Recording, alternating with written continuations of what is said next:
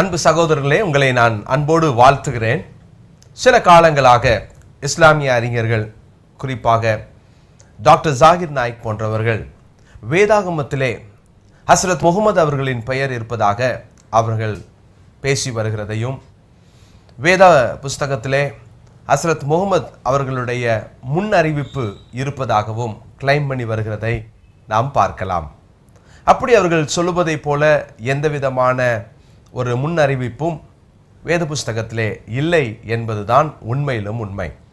ஒருவேளை அவர்கள் பேச்சு திறமையினாலும் சில வசனங்களை மனப்பாடம் பண்ணி சொல்லுவதினாலும் மக்களை நம்ப வைத்து அநேகரை ஏமாற்றுகிறதையும் நாம் கவனித்து வருகிறோம்.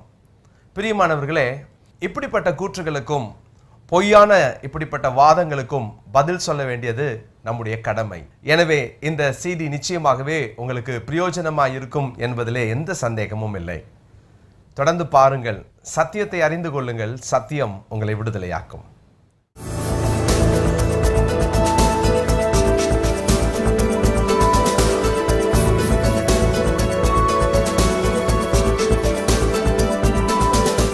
ஆண்டவரும் உலக இரட்சகருமாகிய இயேசு கிறிஸ்துவின் நாமத்தினாலே உங்களை வாழ்த்துகிறேன். இந்த வீடியோ மூலமாக உங்களை சந்திப்பதிலே மிகுந்த மகிழ்ச்சி அடைகிறோம். கிறிஸ்துவுக்கு அன்பான சகோதர சகோதரிகளே,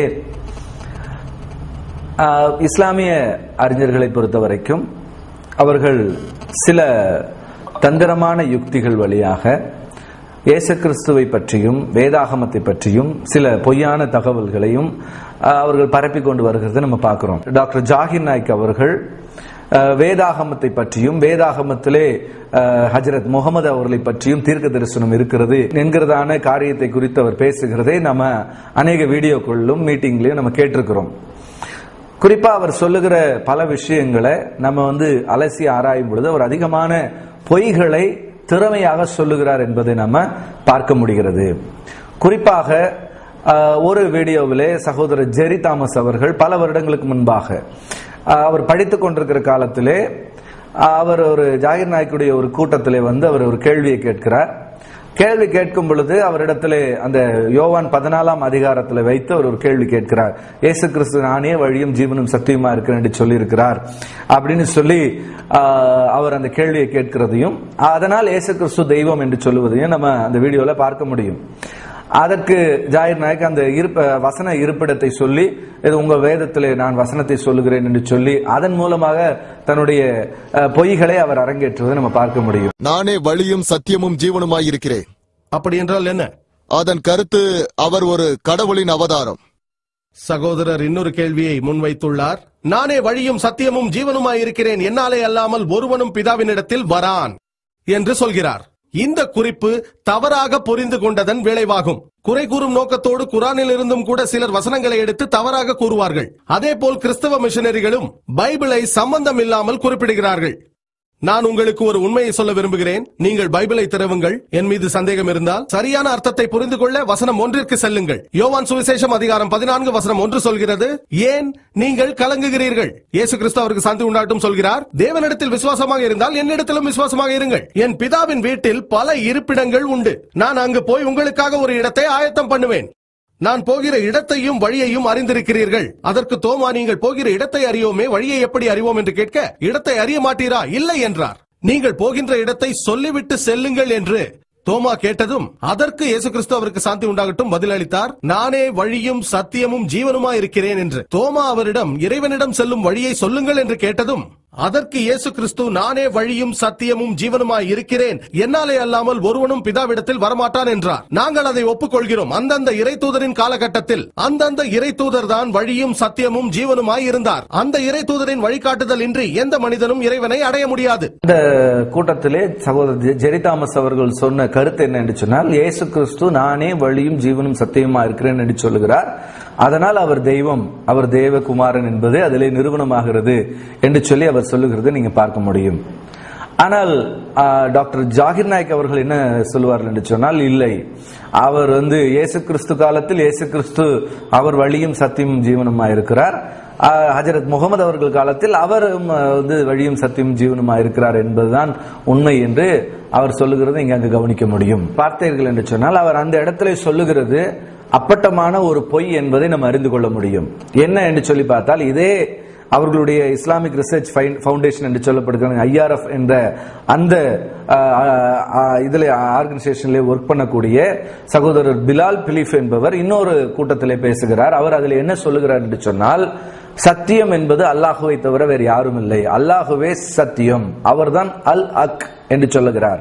அதாவது ஹக் என்று சொன்னால் அல்லாஹ்வுடைய ஒரு பெயர்களில் ஒன்று அப்படின்னு சொல்லி குர்ஆன் சொல்லுகிறது. அதனால் அல் ஹக் என்று சொன்னால் அது அல்லாஹ்வை மட்டும்தான் குறிக்கும், வேற யாரும் சத்தியம் என்று சொல்லக்கூடாது என்று சொல்லி அவர் சொல்லுகிறதை நம்ம வீடியோக்கள் வழியாக நம்ம இன்றைக்கு பார்க்கிறோம்.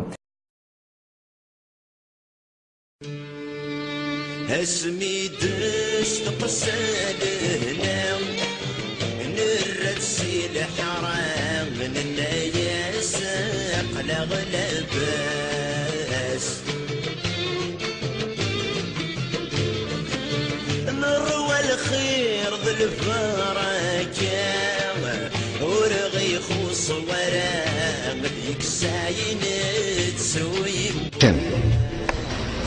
The statement of Al-Hallaj, saying, Ana al-Haq, I am the embodiment of truth. As Allah said, describing himself, Wahu al-Haq, he describes himself as being al-Haq. For any Muslim to say, Ana al-Haq, he's basically saying, I'm Allah. So he's giving Allah's attribute of being the embodiment of truth to himself. This becomes shirk by deification.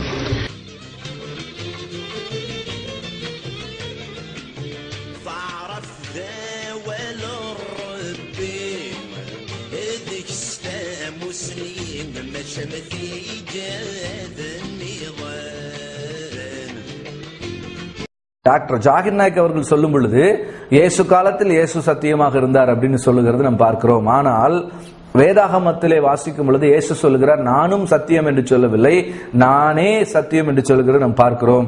யோவான் எழுதின சுவிசேஷம் 14ஆம் அதிகாரத்தினுடைய 6ஆம் வசனத்திலே அதற்கு இயேசு, நானே வழியும் சத்தியமும் ஜீவனுமாய் இருக்கிறேன், என்னாலே அல்லாமல் ஒருவனும் பிதாவினிடத்திலே வரான் என்று சொல்லி வேதத்திலே வாசிக்கிறோம்.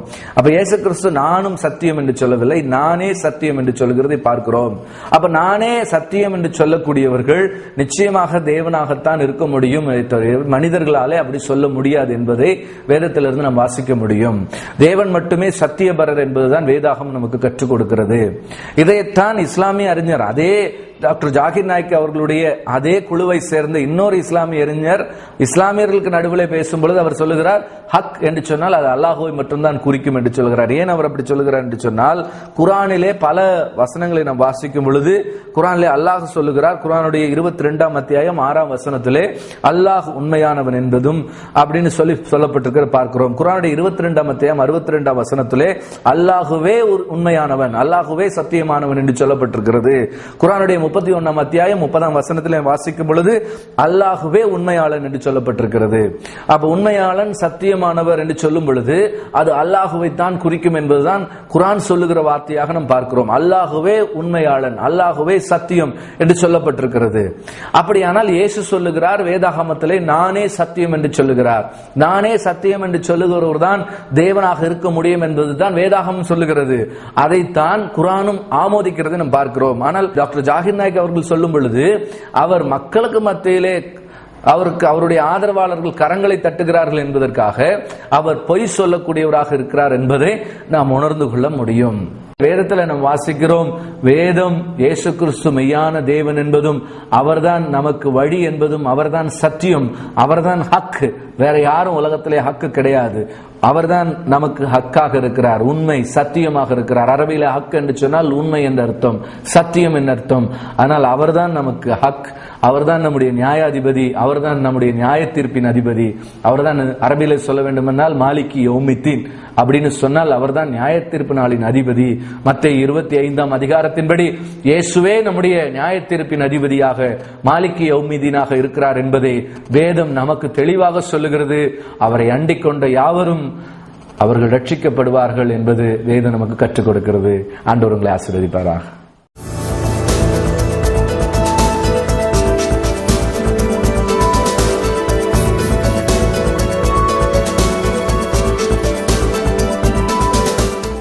படித்திருக்கிறேன். இயேசு கிறிஸ்து அவருக்கு சாந்தி உண்டாகட்டும், நான் தான் கடவுள், என்னை வணங்குங்கள் என்று சொல்கிறபடி மொத்த பைபிளிலும் சந்தேகத்திற்கு இடமளிக்காத ஒரு வசனம் கூட கிடையாது. எந்த ஒரு கிறிஸ்தவராவது சந்தேகத்திற்கு இடமளிக்காத ஒரு வசனத்தையாவது எனக்கு காட்டினால், ஒரே ஒரு திட்டவட்டமான தெளிவான வசனத்தை காட்டினால், இயேசு கிறிஸ்து அவருக்கு சாந்தி உண்டாகட்டும், நான் தான் கடவுள், என்னை வணங்குங்கள் என்று ஒரு வசனத்தை காட்டினால் கூட நான் இன்றே கிறிஸ்தவனாக மாறிவிடுகிறேன். நான் ஏற்கனவே கூறினேன், மொத்த பைபிளிலும் இயேசு கிறிஸ்து அவருக்கு சாந்தி உண்டாகட்டும், நானே கடவுள், என்னை வணங்குங்கள் என்று சொல்கிறபடி ஒரு சந்தேகத்திற்கு இடமளிக்காத வசனம் கூட மொத்த பைபிளிலும் இல்லை. நீங்கள் பைபிளை சரியாக படித்தால் இயேசு கிறிஸ்து அவருக்கு சாந்தி உண்டாகட்டும் சொல்கிறார். யோவான் சுவிசேஷம் அதிகாரம் 14 வசனம் 28, என் பிதா என்னிலும் பெரியவராக இருக்கிறார். யோவான் சுவிசேஷம் அதிகாரம் 10 வசனம் 29, என் பிதா எல்லோரிலும் பெரியவராக இருக்கிறார். மத்தேயு சுவிசேஷம் அதிகாரம் 12 வசனம் 28, நான் தேவனுடைய ஆவியினாலேயே பிசாசுகளை துரத்துகிறேன். லூக்கா சுவிசேஷம் அதிகாரம் 11 வசனம் 20, தேவனுடைய விரலினாலே பிசாசுகளை துரத்துகிறேன். யோவான் சுவிசேஷம் அதிகாரம் 5 வசனம் 30, நான் என் சுயமாய் ஒன்றும் செய்கிறதில்லை, நான் கேட்கிறபடியே நியாயம் தீர்க்கிறேன். எனக்கு சித்தமானதை நான் தேடாமல் என்னை அனுப்பின பிதாவுக்கு சித்தமானதையே நான் தேடுகிறேன். தனது சித்தத்தை தேடாமல் தேவனுடைய சித்தத்தை தேடினால் அவர் ஒரு முஸ்லிம். இயேசு கிறிஸ்து அவருக்கு சாந்தி உண்டாகட்டும், அவர் ஒரு முஸ்லிம். அவர் இறைத்தன்மையை உரிமை கொண்டாடவில்லை. மேலும் அப்போஸ்தலர் நடபடிகள் அதிகாரம் 2 வசனம் 22 சொல்லப்பட்டிருக்கிறது, இஸ்ரவேலரே, நான் சொல்லும் வார்த்தைகளை கேளுங்கள். நாசரேத்தை சேர்ந்த மனுஷனாகிய இயேசுவை கொண்டு தேவன் உங்களுக்குள்ளே பலத்த செய்கைகளையும் அற்புதங்களையும் அடையாளங்களையும் நடப்பித்து அவைகளினாலே அவரை உங்களுக்கு வெளிப்படுத்தினார். மனுஷனாகிய இயேசுவை கொண்டு தேவன் உங்களுக்குள்ளே அற்புதங்களையும் அடையாளங்களையும் நடப்பித்து அவைகளினாலே அவரை உங்களுக்கு வெளிப்படுத்தினார். பைபிள் தெளிவாக இயேசு கிறிஸ்து அவருக்கு சாந்தி உண்டாகட்டும், அவர் ஒரு மனிதர் என்று கூறுகிறது. அவர் வல்லமை மிக்க இறை தூதர், ஆனால் கடவுள் அல்ல. இயேசு கிறிஸ்து அவருக்கு சாந்தி உண்டாகட்டும், அவரது வாயால் நானே கடவுள், என்னை வணங்குங்கள் என்று சொல்கிறபடி மொத்த பைபிளிலும் ஒரு சந்தேகத்திற்கு இடமளிக்காத வசனம் கூட இல்லை. அன்பான சகோதரர்களே, இப்பொழுது டாக்டர் ஜாகிர் நாயக் அவர்கள் பேசின வீடியோவை பார்த்திருப்பீங்க. அதில் அவர் சொல்லுகிறார், பைபிள் எங்கேயாவது இயேசு கிறிஸ்து நான் தான் கடவுள் என்று சொல்லி இருந்தால் நான் வந்து கிறிஸ்தவனாகிறதுக்கு தயாராக இருக்கிறேன் அப்படின்னு அவர் சொல்லுகிறார். ஆக்சுவலாக இதை பார்க்கும் பொழுது ஏதோ அவர் சரியாக சொல்லிட்டார் அப்படிங்கிற மாதிரி நமக்கு ஒரு தோற்றத்தை உண்டு பண்ணுகிற காரியத்தை அவர்கள் செய்கிறத நீங்கள் பார்த்துருப்பீங்க. உடனே எல்லாரும் கைகளை தட்டி அதை ஆமோதிப்பார்கள். ஆனால் வேதாகமத்தை வாசிக்கிற நமக்கு தெளிவாக தெரியும் இயேசு கிறிஸ்து என்ன சொன்னார், தன்னை என்ன என்று அறிமுகப்படுத்தினார், தன்னை அவர் என்ன என்று உரிமை பாராட்டினார் என்பதை குறித்து வேதாகமத்தில் நாம் தெளிவாக வாசிக்க முடியும். அவர் தன்னை தேவனுடைய குமாரன் என்றும் தானே ஒரே பேரான குமாரன் என்றும், அது மாத்திரமல்ல தானே வந்து கடைசி நாட்களிலே மனிதர்களை உயிரோடு எழுப்பக்கூடியவர் என்றும் சொல்லி இயேசு கிறிஸ்து சொல்லுகிறது நாம் பார்க்கிறோம். இயேசு கிறிஸ்து இந்த பூமியிலே வந்தது தன்னை கடவுள் என்று சொல்வதற்காக அல்ல என்பது நாம் நன்றாக அறிந்திருக்கிறோம். அவர்தான் உலக இரட்சகராக இந்த பூமிக்கு வந்திருக்கிறார் மனுஷ கோலத்திலே என்பதை வேதாகமம் நமக்கு தெளிவாக சொல்லுகிறது. இயேசு கிறிஸ்துவும் அதை தெளிவாக அவருடைய உபதேசத்திலே அவர் எல்லா இடங்களிலும் அவர் சொல்லுகிறதை நாம் பார்க்கிறோம். நிறைய இடங்களை வாசிக்கும் பொழுது அவர் பிதாவின் சித்தத்தை செய்யும்படி தான் இந்த பூமிக்கு வந்தார். அப்போ எல்லாரும் சொல்லுவாங்க, அருமையான ஜாகிர் நாயக் அவர்கள் கூட சொல்லுவாங்க, அவர் பிதாவின் சித்தம் செய்ய வந்தேன் என்று சொல்லுகிறார், அவருடைய சொந்த சித்தம் அல்ல, அவர் பிதாவின் சித்தம் என்று சொல்லுகிறதை நீங்க பார்க்கலாம் அப்படின்னு அவர் சொல்லுவார். ஆனால் வேதாகமத்தை நாம் வாசிக்கும் பொழுது இந்த பிதாவினுடைய சித்தம் என்ன என்பதை இயேசுவே தன்னுடைய வாழ்நாளிலே அவர் சொல்லுகிறதை நாம் வாசிக்கிறோம். யோவான் எழுதின சுவிசேஷம் 6ஆம் அதிகாரத்தினுடைய 39-40 வசனத்தில் அவர் வாசிக்கும் பொழுது, எனக்கு தந்தவைகளில் ஒன்றையும் நான் எழுந்து போகாமல் கடைசி நாளில் அவர்களை எழுப்புவதே என்னை அனுப்பின பிதாவின் சித்தமாயிருக்கிறது. குமாரனை கண்டு அவரிடத்தில் விசுவாசமாய் இருக்கிறவன் எவனோ அவன் நித்திய ஜீவனை அடைவதும் நான் அவனை கடைசி நாளில் எழுப்புவதும் என்னை அனுப்பினவருடைய சித்தமா இருக்கிறது. பிதாவுடைய சித்தம் என்ன? என்னை அனுப்பின பிதாவு என்ன சித்தம் கொண்டிருக்கிறார்? கடைசி நாட்களில் என்னை விசுவாசிக்கிறவர்களை நான் உயிரோடு எழுப்ப வேண்டும். அப்போ மரித்த மக்களை நியாய தீர்ப்பு நாளிலே உயிரோடு எழுப்பக்கூடியவராக இயேசு கிறிஸ்து இருக்கிறார் என்பதை இயேசு சொல்லுகிறதை இந்த வேதத்தில் நாம் வாசிக்கிறோம். அவர் தன் குமாரனுடைய வேலை என்ன என்பதை அவர் தெளிவாக, அது பிதாவினுடைய சித்தம் என்ன என்பதையும் அவர் சொல்லுகிறதை நாம் பார்க்கிறோம். இதிலிருந்து இயேசு கிறிஸ்து தேவனுடைய குமாரன் என்பதும் அவர் வணக்கத்துக்குரியவர் என்பதையும் நாம் அறிந்து கொள்ள முடியும். வேதத்தில் நாம் வாசிக்கும் பொழுது தொடர்ந்து வாசிக்கிறோம். யோவான் எழுதின சுவிசேஷம் 3ஆம் அதிகாரத்தில் நாம் வாசிக்கும் பொழுது 12ஆம் வசனத்திலிருந்து 18ஆம் 6 வசனத்திலே வாசிக்கும் பொழுது ஒரு மனுஷனும் தன்னை குறித்து அப்படி சொல்ல முடியாது, ஒரு தீர்க்கதரிசியும் தன்னை குறித்து அப்படி சொல்ல முடியாது. வேதத்திலே வாசிக்கிறோம், பூமிக்கு அடுத்த காரியங்களை உங்களுக்கு சொல்லியும் நீங்கள் விசுவாசிக்கவில்லையே, பரம காரியங்களை உங்களுக்கு சொல்வேனானால் எப்படி விசுவாசிப்பீர்கள்? பரலோகத்திலிருந்து இறங்கினவரும் பரலோகத்தில் இருக்கிறவருமான மனுஷகுமாரனை அல்லாமல் பரலோகத்துக்கு ஏறினவன் ஒருவனும் இல்லை அப்படின்னு ஆண்டவராக இயேசு கிறிஸ்து சொல்லுகிறதை பார்க்கிறோம். அது மாத்திரமல்ல, தன்னை விசுவாசிக்கிறவன் எவனோ அவன் கெட்டு போகாமல் நித்திய ஜீவனை அடையும்படிக்கு உயர்த்தப்பட வேண்டும் என்று சொல்லி இயேசு சொல்லுகிறார். அதை மாத்திரமல்ல, உலகத்தை ஆக்கினைக்குள்ளாக தீர்க்கும்படியாக தேவன் தம்முடைய குமாரனை உலகத்துக்கு அனுப்பாமல் அவராலே உலகம் ரட்சிக்கப்படும்படியாகவே அவரை அனுப்பினார் என்று சொல்லி வேதம் சொல்லுகிறது. தொடர்ந்து வாசிக்கிறோம், அவரை விசுவாசிக்கிறவன் ஆக்கினைக்குள்ளாக தீர்க்கப்படான், விசுவாசியாதவனோ தேவனுடைய ஒரே பேரான குமாரனுடைய நாமத்தின் விசுவாசம் உள்ளவனாய் இராதபடியினால் அவன் ஆக்கினை தீர்ப்புக்குட்பட்டாயிற்று என்று சொல்லி இயேசு சொல்லுகிறார். அப்ப இயேசு கிறிஸ்து பிதாவின் சித்தம் என்ன என்று சொல்லுகிறார்? இயேசுவை விசுவாசிக்க வேண்டும், அவருடைய நாமத்தை விசுவாசிக்க வேண்டும்.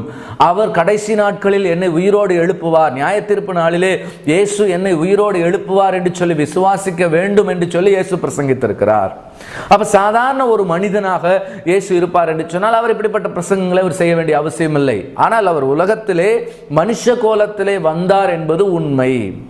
அதை நாம் எபிரேயருக்கு எழுதின புஸ்தகத்திலே வாசிக்கிறோம். பிள்ளைகள் மாமிசத்தையும் இரத்தத்தையும் உடையவர்களாக இருக்கிறபடினால் அவரும் அப்படி ஆனார். இது நம்ம வாசிக்கிறோம் வேதத்திலிருந்து. ஆனால் அவர் மனுஷ ரூபத்தில் தான் இருந்தார், மனிதனாகத்தான் இருந்தார். ஆனால் தனக்குள்ளாக தெய்வீகத்தை அவர் வைத்திருந்தார் என்பதையும், பிதாவுடைய குமாரன் என்பதை அவர் உரிமை பாராட்டினார் என்பதையும் நீங்க வேதத்தில் வாசிக்கலாம். ஏதோ மற்ற தீர்க்கதரிசிகளைப் போல சாதாரணமான உரிமை பாராட்டல் அல்ல, தன்னுடைய சொந்த பிதா என்று சொல்லி அவர் தன்னுடைய தேவனை அவர் உரிமை பாராட்டினார் என்று சொல்லி வேதத்திலே வாசிக்கிறோம். இந்த இஸ்லாமிய அறிஞர் சொன்னது போல, நான் தான் கடவுள் என்று இயேசு சொல்லி இருந்தால் நான் கிறிஸ்தவராகி விடுவேன்.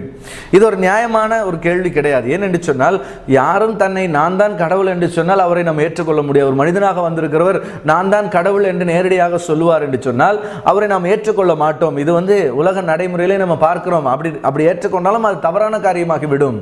ஆனால் இயேசு கிறிஸ்து நான் தான் இந்த உலகத்திலே தேவன் என்று சொல்லி அவர் தன்னை நேரடியாக சொல்லாவிட்டாலும் தான் தேவகுமாரன் என்பதையும் தான் வணக்கத்துக்குரியவர் என்பதையும் தன்னை விசுவாசிக்கிறவனே கடைசி நாளில் உயிரோடு எழுப்பப்படுவான் என்பதையும் தான் தான் அவனை எழுப்பப் போகிறேன் என்பதையும் இயேசு சொல்லி இருக்கிறார் என்பதை நாம் அறிந்து கொள்ள முடியும்.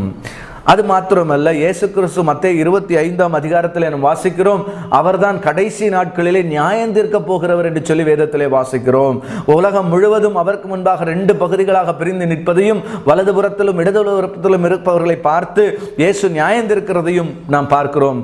சாதாரண ஒரு மனிதன் ஒரு ஏழைக்கு செய்யாமல் இருக்கிறதை இயேசுவுக்கு செய்யாமல் இருக்கிறதாக இயேசு சொல்லுகிறார். சாதாரண ஒரு மனிதன் ஒரு சாதாரண ஏழைக்கு செய்கிறதை இயேசு சொல்லுகிறார் தனக்கே செய்தார் என்று சொல்லி. இது ஒரு மனிதன் சொல்ல முடியுமா? இயேசு கிறிஸ்து தெய்வம் என்ற காரணத்தினால்தான் இப்படிப்பட்ட காரியங்களை சொல்ல முடிகிறது. ஏனென்று சொன்னால், ஹதீசுகளை வாசிக்கும் பொழுது இதே சம்பவத்தை அல்லாஹ் சொல்லுகிறார். தனக்கு செய்யாத ஒரு ஏழைக்கு செய்யாது தனக்கு செய்யவில்லை என்றும், ஒரு ஏழைக்கு செய்ததை தனக்கு செய்தது என்றும் சொல்லி அல்லாஹ் முஸ்லிம் என்கிற ஹதீஸ் கிரந்தத்திலே சொல்லுகிறதை பார்க்கிறோம். அப்படி இருக்கும் பொழுது இந்த இடத்துல இயேசு தன்னை தேவன் என்று சொல்லுகிறதுக்கு இது போன்ற அடையாளங்களை அவர் சொல்லி இருக்கிறார். ஏன் நேரடியாக சொல்லல அப்படின்னு கேட்கிறாங்க ஒரு கேள்வி. ஆனால் குர்ஆனுடைய 28வது அதிகாரத்திலே 38வது வசனத்தை வாசிக்கும் பொழுது அங்கே பார்வோனை குறித்து நாம் வாசிக்கிறோம். பார்வோன் என்னை தவிர கடவுள் இல்லை என்று சொல்லுகிறதை நாம் பார்க்கிறோம். பார்வோன் சொல்லுகிறானாம், என்னை தவிர வேறு கடவுள் இல்லை, என்னை நீங்கள் வணங்க வேண்டும் என்று சொல்லுகிறான். இப்ப நான் இஸ்லாமிய அறிஞரை, அதாவது டாக்டர் ஜாகிர் நாயக் அவர்களுக்கு கேட்க கேள்வி என்ன என்று சொன்னால், உங்கள் குர்ஆனிலேயே பார்வோன், ஃபிரவான் என்கிற பார்வோன் தன்னை கடவுள் என்று சொல்லுகிறார், நேரடியாக நான் தான் கடவுள் என்று சொல்லுகிறார். அதற்காக பார்வோனை கடவுளாக ஏற்றுக்கொள்வீர்களா? ஏற்றுக்கொள்ள மாட்டீர்கள். உடனே சொல்லுவீர்கள், இல்லை அவன் அப்படி சொன்னாலும் நாங்கள் ஏற்றுக்கொள்ள மாட்டோம் என்று சொல்லுவீர்கள். ஆனால் வேதாகமத்திலே இயேசு நேரடியாக சொல்ல வேண்டும் என்று சொல்லி நீங்கள் ஒரு தவறான கேள்வியை கேட்கிறீர்கள். இது எந்த வகையிலும் நியாயமானது இல்லை என்பதை நீங்கள் அறிந்து கொள்ளலாம். ஆனால் இன்னும் இயேசு கிறிஸ்து தன்னை வணக்கத்துக்குரியவர் என்பதற்கான ஆதாரத்தை அவர் சொல்லி இருக்கிறார் என்பது வேதத்தில் வாசிக்கலாம். யோவான் எழுதின சுவிசேஷம் 3ஆம் அதிகாரம் 16ஆம் வசனத்திலே, தேவன் தன்னுடைய ஒரே பேரான குமாரனை விசுவாசிக்கிறவன் எவனோ அவன் கெட்டு போகாமல் நித்திய ஜீவனை அடையும்படிக்கு அவரை தந்தருளை உலகாய் உலகத்தில் அன்பு கூர்ந்தார் என்று இயேசு சொல்லி தன்னை தேவனுடைய ஒரே பேரான குமாரன் என்பதை அவர் சொல்லி அங்கே காட்டுகிறது நாம் பார்க்கிறோம். குர்ஆனிலே 43ஆம் அத்தியாயம் 81வது வசனத்தை நீங்கள் வாசித்து பார்ப்பீர்கள் என்று சொன்னால், அல்லாஹ் ஹஜரத் முகமது அவர்களை பார்த்து சொல்லுகிறார், முகமதே, கடவுளுக்கு ஒரு மகன் இருந்திருந்தால் அவரை வணங்குவதில் நான் தான் முதல் ஆளாக இருந்திருப்பேன் என்று சொல்லி சொல்லுகிறார். குர்ஆனிலே 43:81வது வசனம், 43வது ஆயத்திலே நாம் வாசிக்கிறோம். அப்ப முகமது விடத்திலே அல்லாஹ் அவர்கள் சொல்லுகிறாங்க, என்ன சொல்லுகிறார்? எனக்கு ஒரு மகன் இருந்திருந்தால் அவரை வணங்குவதில் நீ முதல் ஆளாக இருந்திருப்பாய். வேதாகமத்திலே இயேசு சொல்லுகிறார், நான் தான் தேவனுடைய குமாரன், தேவனுடைய ஒரே பேரான குமாரன் நான் தான் என்று சொல்லி இயேசு சொல்லுகிறார். வேதத்திலே வாசிக்கிற நம்முடைய பிதாவினுடைய குமாரனாகிய இயேசு வணக்கத்துக்கு உரியவர் என்பது ஆதாரமாக குர்ஆனுடைய 43ஆம் அத்தியாயத்தினுடைய 81வது வசனம் இருக்கிறது. இப்படி இருக்கும் பொழுது இந்த இஸ்லாமிய அறிஞர் கேட்கிற இந்த கேள்வி எந்த வகையிலும் அது நியாயமானது இல்லை என்பதை நாம் அறிந்து கொள்ள முடியும்.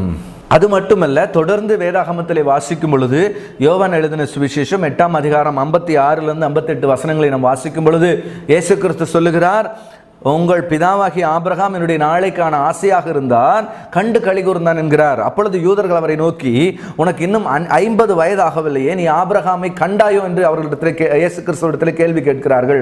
அதற்கு இயேசு சொல்லுகிறார், ஆபிரகாம் உண்டாகிறதற்கு முன்னே நான் இருக்கிறேன் என்று மெய்யாகவே மெய்யாகவே உங்களுக்கு சொல்லுகிறேன் என்று இயேசு சொன்னார். தொடர்ந்து அவர் சொல்லுகிறார், இயேசு கிறிஸ்து பிதா என்னிலும் பெரியவராக இருக்கிறார், பிதா எல்லோரிலும் பெரியவராக இருக்கிறார் என்று சொல்லி இயேசு சொன்னார் என்று சொல்லி அந்த இடத்துல வாசித்தோம். இயேசு கிறிஸ்து தன்னுடைய வாழ்க்கையிலே சொன்ன காரியத்தை தான் இந்த இடத்துல சொல்லப்பட்டிருக்கிறது. இயேசு இந்த பூமியிலே வாழ்ந்த பொழுது பிதா என்னிலும் பெரியவராக இருக்கிறார் என்று சொன்னது உண்மைதான். எதற்காக அவர் அப்படி சொன்னார் என்று சொல்லி நம்ம வேதத்திலே வாசிக்கும் பொழுது வேதத்திலே நாம் தெளிவாக வாசிக்கலாம். யோவான் 14ஆம் அதிகாரத்தினுடைய 28ஆம் வசனம், நான் போவேன் என்றும் திரும்பி உங்களிடத்தில் வருவேன் என்றும் நான் உங்களுடனே சொன்னதை கேட்டீர்களே, நீங்கள் என்னில் அன்புள்ளவர்களாய் இருந்தால் பிதாவின் இடத்துக்கு போகிறேன் என்று நான் சொன்னதை குறித்து சந்தோஷப்படுவீர்கள், ஏனெனில் என் பிதா என்னிலும் பெரியவராக இருக்கிறார். இது ஒரு பெரிய பாரதூரமான விஷயம் எல்லாம் இல்லை. இயேசு கிறிஸ்து பிதா என்னிலும் பெரியவராக இருக்கிறார் என்று சொன்னது உண்மைதான். எப்படி அது உண்மை என்பதை நாம் பார்க்க வேண்டும். எபிரேயருக்கு எழுதின நிருபம் 2ஆம் அதிகாரம் 9ஆம் வசனத்திலே, தேவனுடைய கிருபையினால் ஒவ்வொருவருக்காகவும் மரணத்தை ருசி பார்க்கும்படிக்கு தேவ தூதரிலும் சற்று சிறியவராக்கப்பட்டிருந்த இயேசு மரணத்தை உத்தரித்த நிமித்தம் மகிமையினாலும் கனத்தினாலும் முடிசூட்டப்பட்டதை காண்கிறோம் என்று சொல்லப்பட்டிருக்கிறது. அப்ப இயேசு கிறிஸ்து இந்த பூமியிலே மனுஷனாக இருந்த பொழுது அவர் தேவ தூதர்களிலும் சற்று சிறியவராக இருந்தார் என்று சொல்லி வேதம் சொல்லுகிறது. அப்ப தேவ தூதர்களை விட சற்று சிறியவராக இருந்த இயேசு பிதா என்னிலும் பெரியவராக இருக்கிறார் என்று சொன்னதிலே எந்த ஒரு தவறும் கிடையாது. ஆனால் வேதாகமம் சொல்லுகிறது, பிலிப்பியருக்கு எழுதின நிருபம் 2ஆம் அதிகாரத்திலே, அவர் பிதாவுக்கு சமமாயிருப்பதை கொள்ளையாடின பொருளாய் எண்ணாமல் தம்மை தாமே தாழ்த்தி அடிமையின் ரூபம் எடுத்தார் என்று சொல்லி வேதம் சொல்லுகிறது. அதனால அருமையான சகோதரர்களே, இந்த வாதமும் அவருடைய வாதம் தவறான வாதம். பிதா என்னிலும் பெரியவர் என்று சொன்னதினாலே அவர் பிதாவை சிறியவர் என்ற கருத்தில் அல்ல. அவர் சொன்ன விஷயம், அவர் பூமியில் இருக்கும் பொழுது அவர் தேவ தூதர்களை விட சற்று சிறியவராகவே இருந்தார் என்று சொல்லி வேதம் சொல்லுகிறது. அப்படி இருக்கும் அவர் பிதா என்னிலும் பெரியவர் என்று சொன்னது ஒரு பெரிய விஷயமே அல்ல. ஆனால் வேதத்தில் நாம் ஏற்கனவே பார்த்தது போல மத்தேயு 12ஆம் அதிகாரம் 41ஆம் வசனம், மத்தேயு 12ஆம் அதிகாரம் 42ஆம் வசனம், மத்தேயு 12ஆம் அதிகாரம் 6ஆம் வசனத்திலே நாம் வாசிக்கும் பொழுது அவர் சாலமோனிலும் பெரியவர் என்றும் யோனாவிலும் பெரியவர் என்றும் அவர் தேவாலயத்திலும் பெரியவர் என்றும் சொல்லுகிறதை பார்க்கிறோம். தேவாலயத்திலே பெரியவர் தேவனாக மட்டுமே இருக்க முடியும். அதை இயேசு தனக்கு சொல்லுகிறதை பார்க்கிறோம். இயேசு பிதாவுக்கு சித்தமானதை மட்டும்தான் செய்வார் என்பது உண்மைதான். ஆனால் பிதாவினுடைய சித்தம் தான் அது இயேசுடைய சித்தமாக இருக்கிறது. அது மட்டுமல்ல, இயேசு கிறிஸ்து யோவான் சுவிசேஷம் 5ஆம் அதிகாரம் 21ஆம் வசனத்திலே, பிதாவானவர் மரித்தோரை எழுப்பி உயிர்ப்பிக்கிறது போல குமாரனும் தமக்கு சித்தமானவர்களை உயிர்ப்பிக்கிறார் என்று சொல்லி வேதம் சொல்லுகிறது. அப்படியானால் இயேசு தேவனாக இருந்தால் மட்டும்தான் இப்படி சொல்ல முடியும். இயேசு தேவ குமாரனாக இருந்தால் மட்டும்தான் இப்படி சொல்ல முடியும் என்பதை நாம தெளிவாக வாசிக்கிறோம்.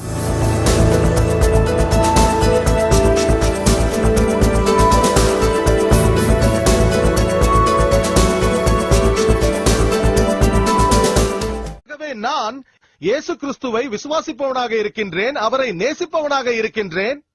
நான் சொல்கிறேன், நான் கிறிஸ்தவர்களை விட உண்மையான கிறிஸ்தவனாக இருக்கிறேன். கிறிஸ்தவன் என்றால் என்ன? இயேசு கிறிஸ்துவின் போதனைகளை பின்பற்றுபவன் ஒரு கிறிஸ்தவன் என்று பொருள்படுமானால் கிறிஸ்தவர்களை காட்டிலும் நான் கிறிஸ்தவன்.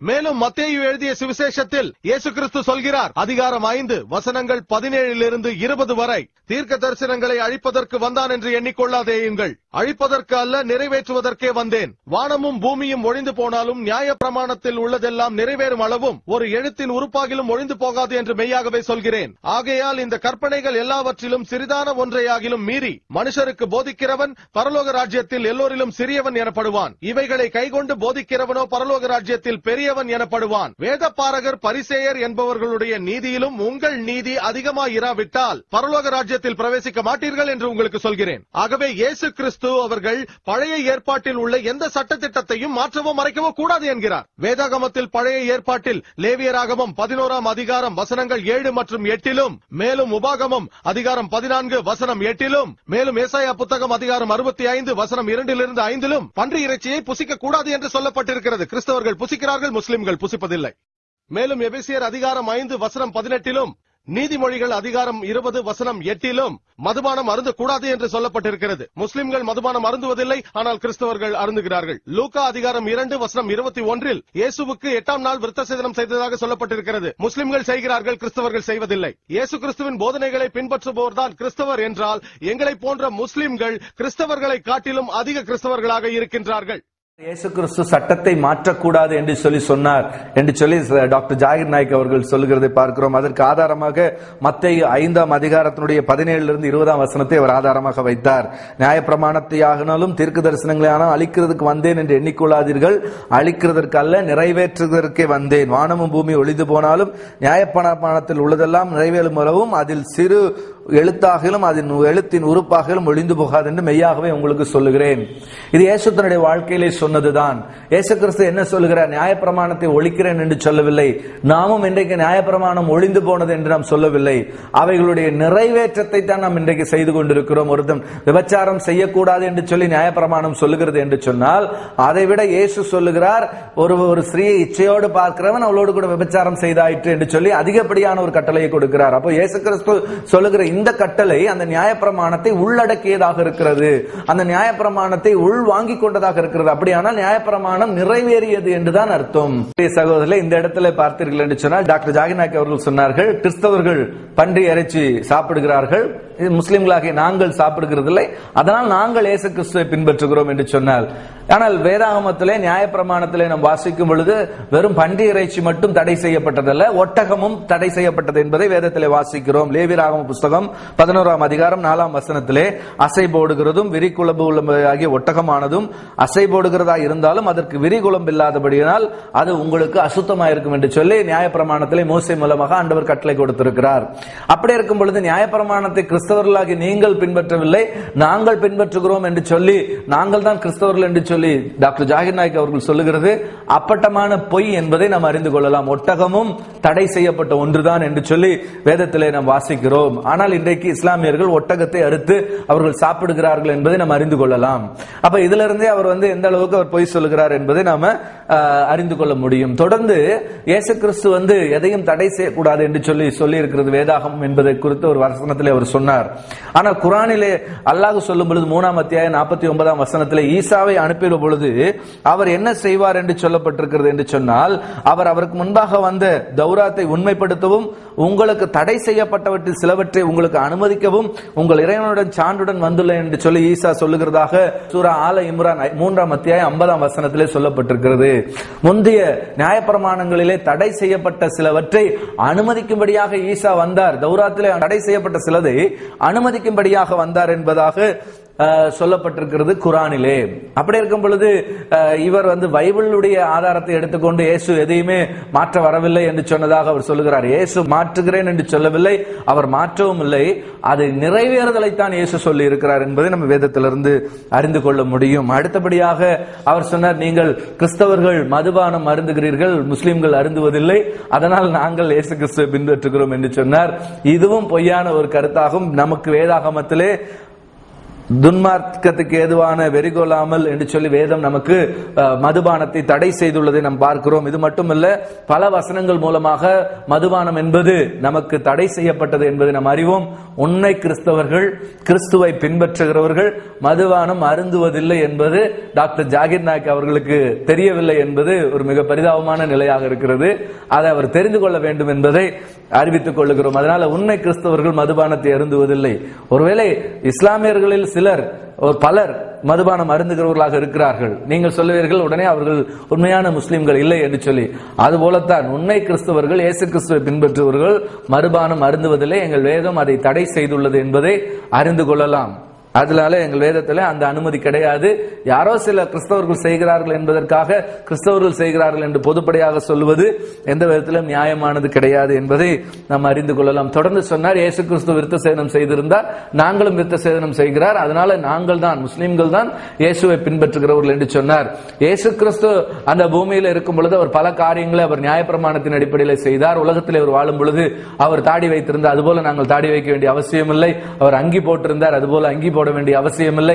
அவர் விருத்த சேதனம் செய்திருந்தார் என்று சொன்னால் அவர் இஸ்ரவேலிலே பிறந்தவர், அவர் இஸ்ரவேலினுடைய அந்த நியாயப்பிரமாணத்தில் இருந்தபடினாலே அவர் நியாயப்பிரமாணத்துக்கு உட்பட்டார்.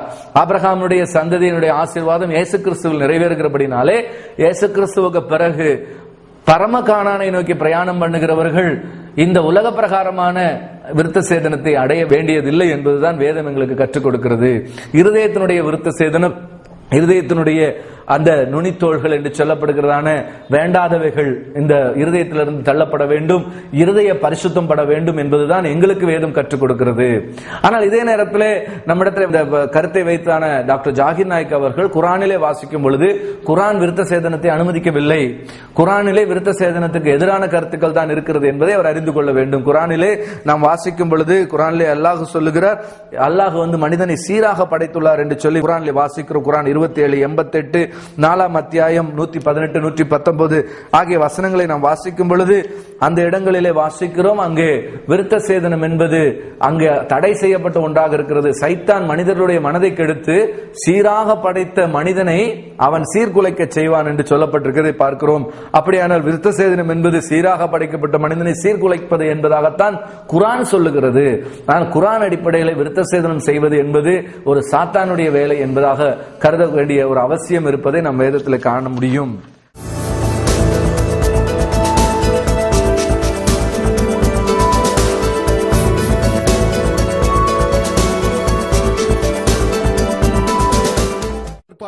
கூறப்பட்டிருக்கிறது. உபாகமம் புத்தகத்தில் அதிகாரம் 18 வசனம் 18 அது சொல்கிறது, எல்லாம் வல்ல இறைவன் சொல்கிறான், உன்னைப் போல் ஒரு தீர்க்கதரிசியை நான் அவர்களுக்காக அவர்கள் சகோதரர்களிலிருந்து எழும்ப பண்ணி என் வார்த்தைகளை அவர் வாயில் அருள்வேன், நான் அவருக்கு கற்பிப்பதையெல்லாம் அவர்களுக்கு சொல்லுவார். இந்த முன்னறிவிப்பு கூறுகிறது, நான் ஒரு தூதரை அவரின் சகோதரர்களிலிருந்து எழுப்புவேன், அதாவது உம்மை போல, மோசே அவருக்கு சாந்தி உண்டாகட்டும் அவரை போல. இதனால் கிறிஸ்தவர்கள் இந்த முன்னறிவிப்பு இறை தூதர் இயேசு கிறிஸ்து அவருக்கு சாந்தி உண்டாகட்டும் அவரை தவிர வேறு யாரும் இல்லை என்று கூறுகிறார்கள். இயேசு கிறிஸ்து அவருக்கு சாந்தி உண்டாகட்டும் அவரை எப்படி குறிக்கிறது என்று கேட்டால், அந்த முன்னறிவிப்பு வரப்போகும் இறை தூதர் மோசேவை போல இருக்க வேண்டும் என்கிறபடியினால் என்கிறார்கள். இயேசு கிறிஸ்து அவருக்கு சாந்தி உண்டாகட்டும், மோசே அவருக்கு சாந்தி உண்டாகட்டும் அவரை போலத்தான் இருந்தார். அவர்களுக்குள் என்ன ஒற்றுமை என்று கேட்டால் அவர்கள் கூறுவது, மோசே மற்றும் இயேசு அவர்களுக்கு சாந்தி உண்டாகட்டும், அவர்கள் இருவருமே இறை தூதர்கள் ஆவார்கள், மேலும் இருவருமே யூதர்கள். ஆகவே இந்த முன்னறிவிப்பு இயேசு கிறிஸ்து அவருக்கு சாந்தி உண்டாகட்டும் அவரை பற்றியதுதான் என்பார்கள்.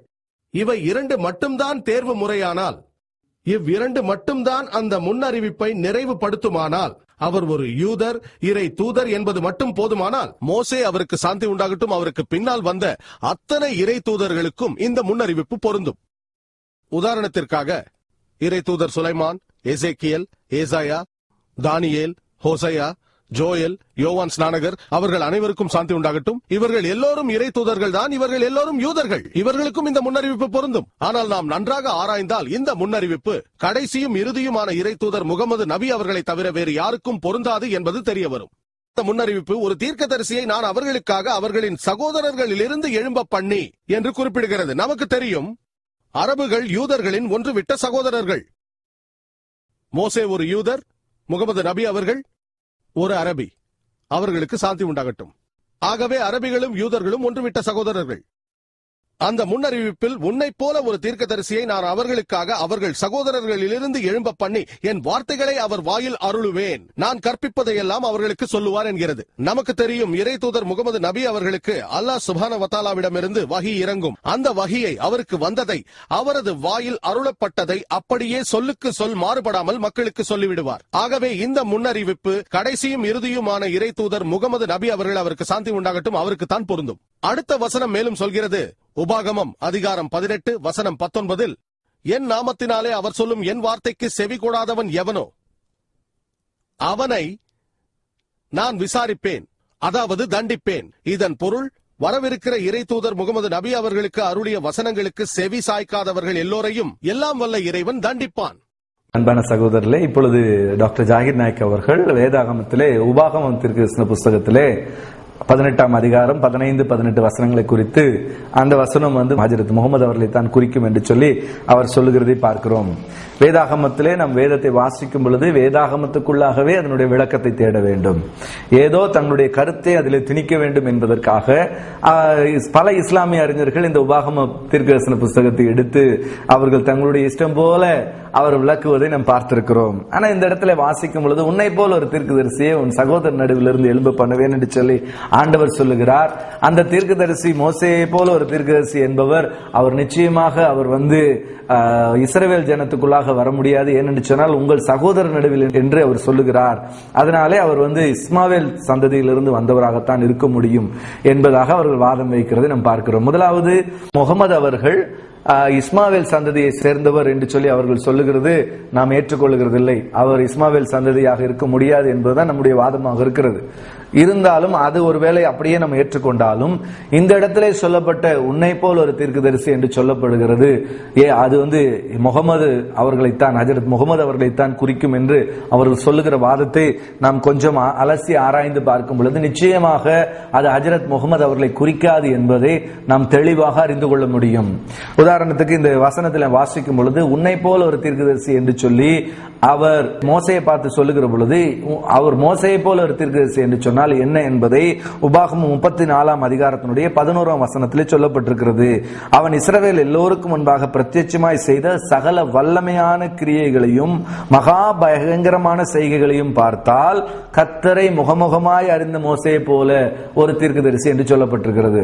அப்ப மோசையை போல ஒரு தீர்க்கதரிசி எப்படிப்பட்டவராக இருக்க வேண்டும்? அவர் வல்லமையான கிரியைகளை இஸ்ரவேலர்களுக்கு முன்பாக செய்பவராக, மகா பயங்கரமான செய்கைகளை செய்கிறவராக, கர்த்தரை முகமுகமாய் அறிந்தவராக இருக்க வேண்டும் என்று சொல்லி வேதாகமும் நமக்கு தெளிவாக சொல்லுகிறது. இப்படிப்பட்டவர்கள் தான் மோசையை போல ஒரு தீர்க்கதரிசியாக இருக்க முடியும்.